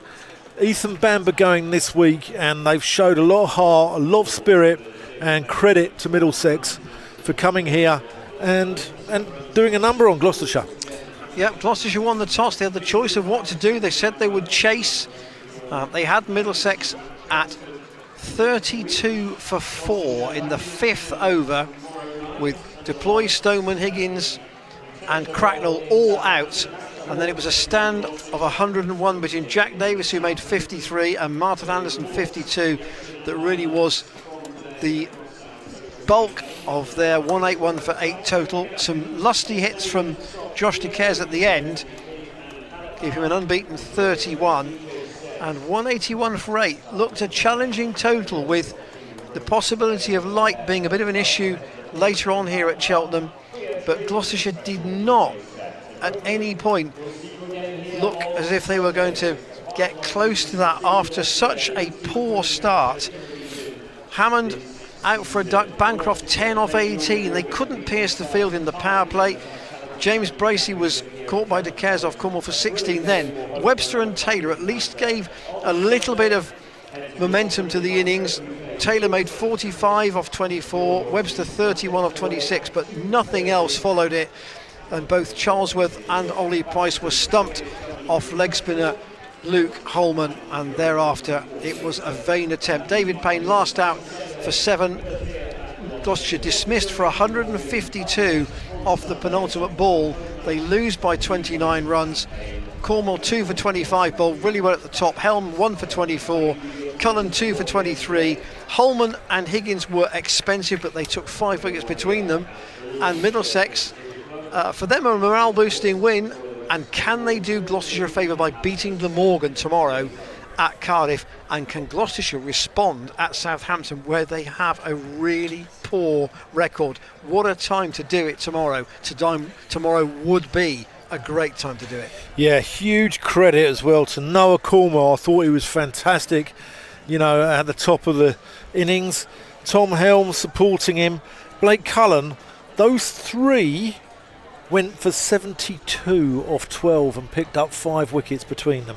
That's a great effort. Yeah, it's a great and effort. that is why Middlesex basically squeezed the life out of Gloucestershire here. And I don't think Gloucestershire being poor, but Gloucestershire need to just do, you know, sort of fine-tune a couple of things. I think firstly, I think they're dropping too many catches in the field at the moment. I think that top of the order, you know, Bancroft's struggling a little bit, isn't he, at the top of the order? And I'm not sure that the order is right. I think when you've got players like Charlesworth and Ollie Price, I'll try and get them into the game a little bit earlier. I know they've been the engine room and they've been 5 finishers this year, but I just think they're batting a little bit too long. But, you know, in Boo-Boo we trust.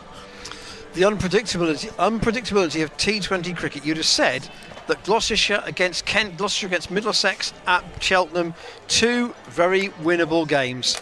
As it's turned out, the weather beat them once, and Middlesex have beaten them here by 29 runs. Thanks for your company on the stream on this Thursday early evening. Join us on Sunday from here at Cheltenham when the match is against Glamorgan. But more importantly, don't forget that tomorrow the match at Southampton starts at 7 o'clock, and Ed Seaborn and Kevin Hand will lead your commentary from there. Thanks to Kevin James. What did I say? Kevin Hand. He's next to me. He's here today. And thanks to you for your company. Thanks to James on the cameras from downstairs. Enjoy the rest of your Thursday, and more cricket tomorrow here on the Gloucestershire stream from just before 7 o'clock. We'll see you then.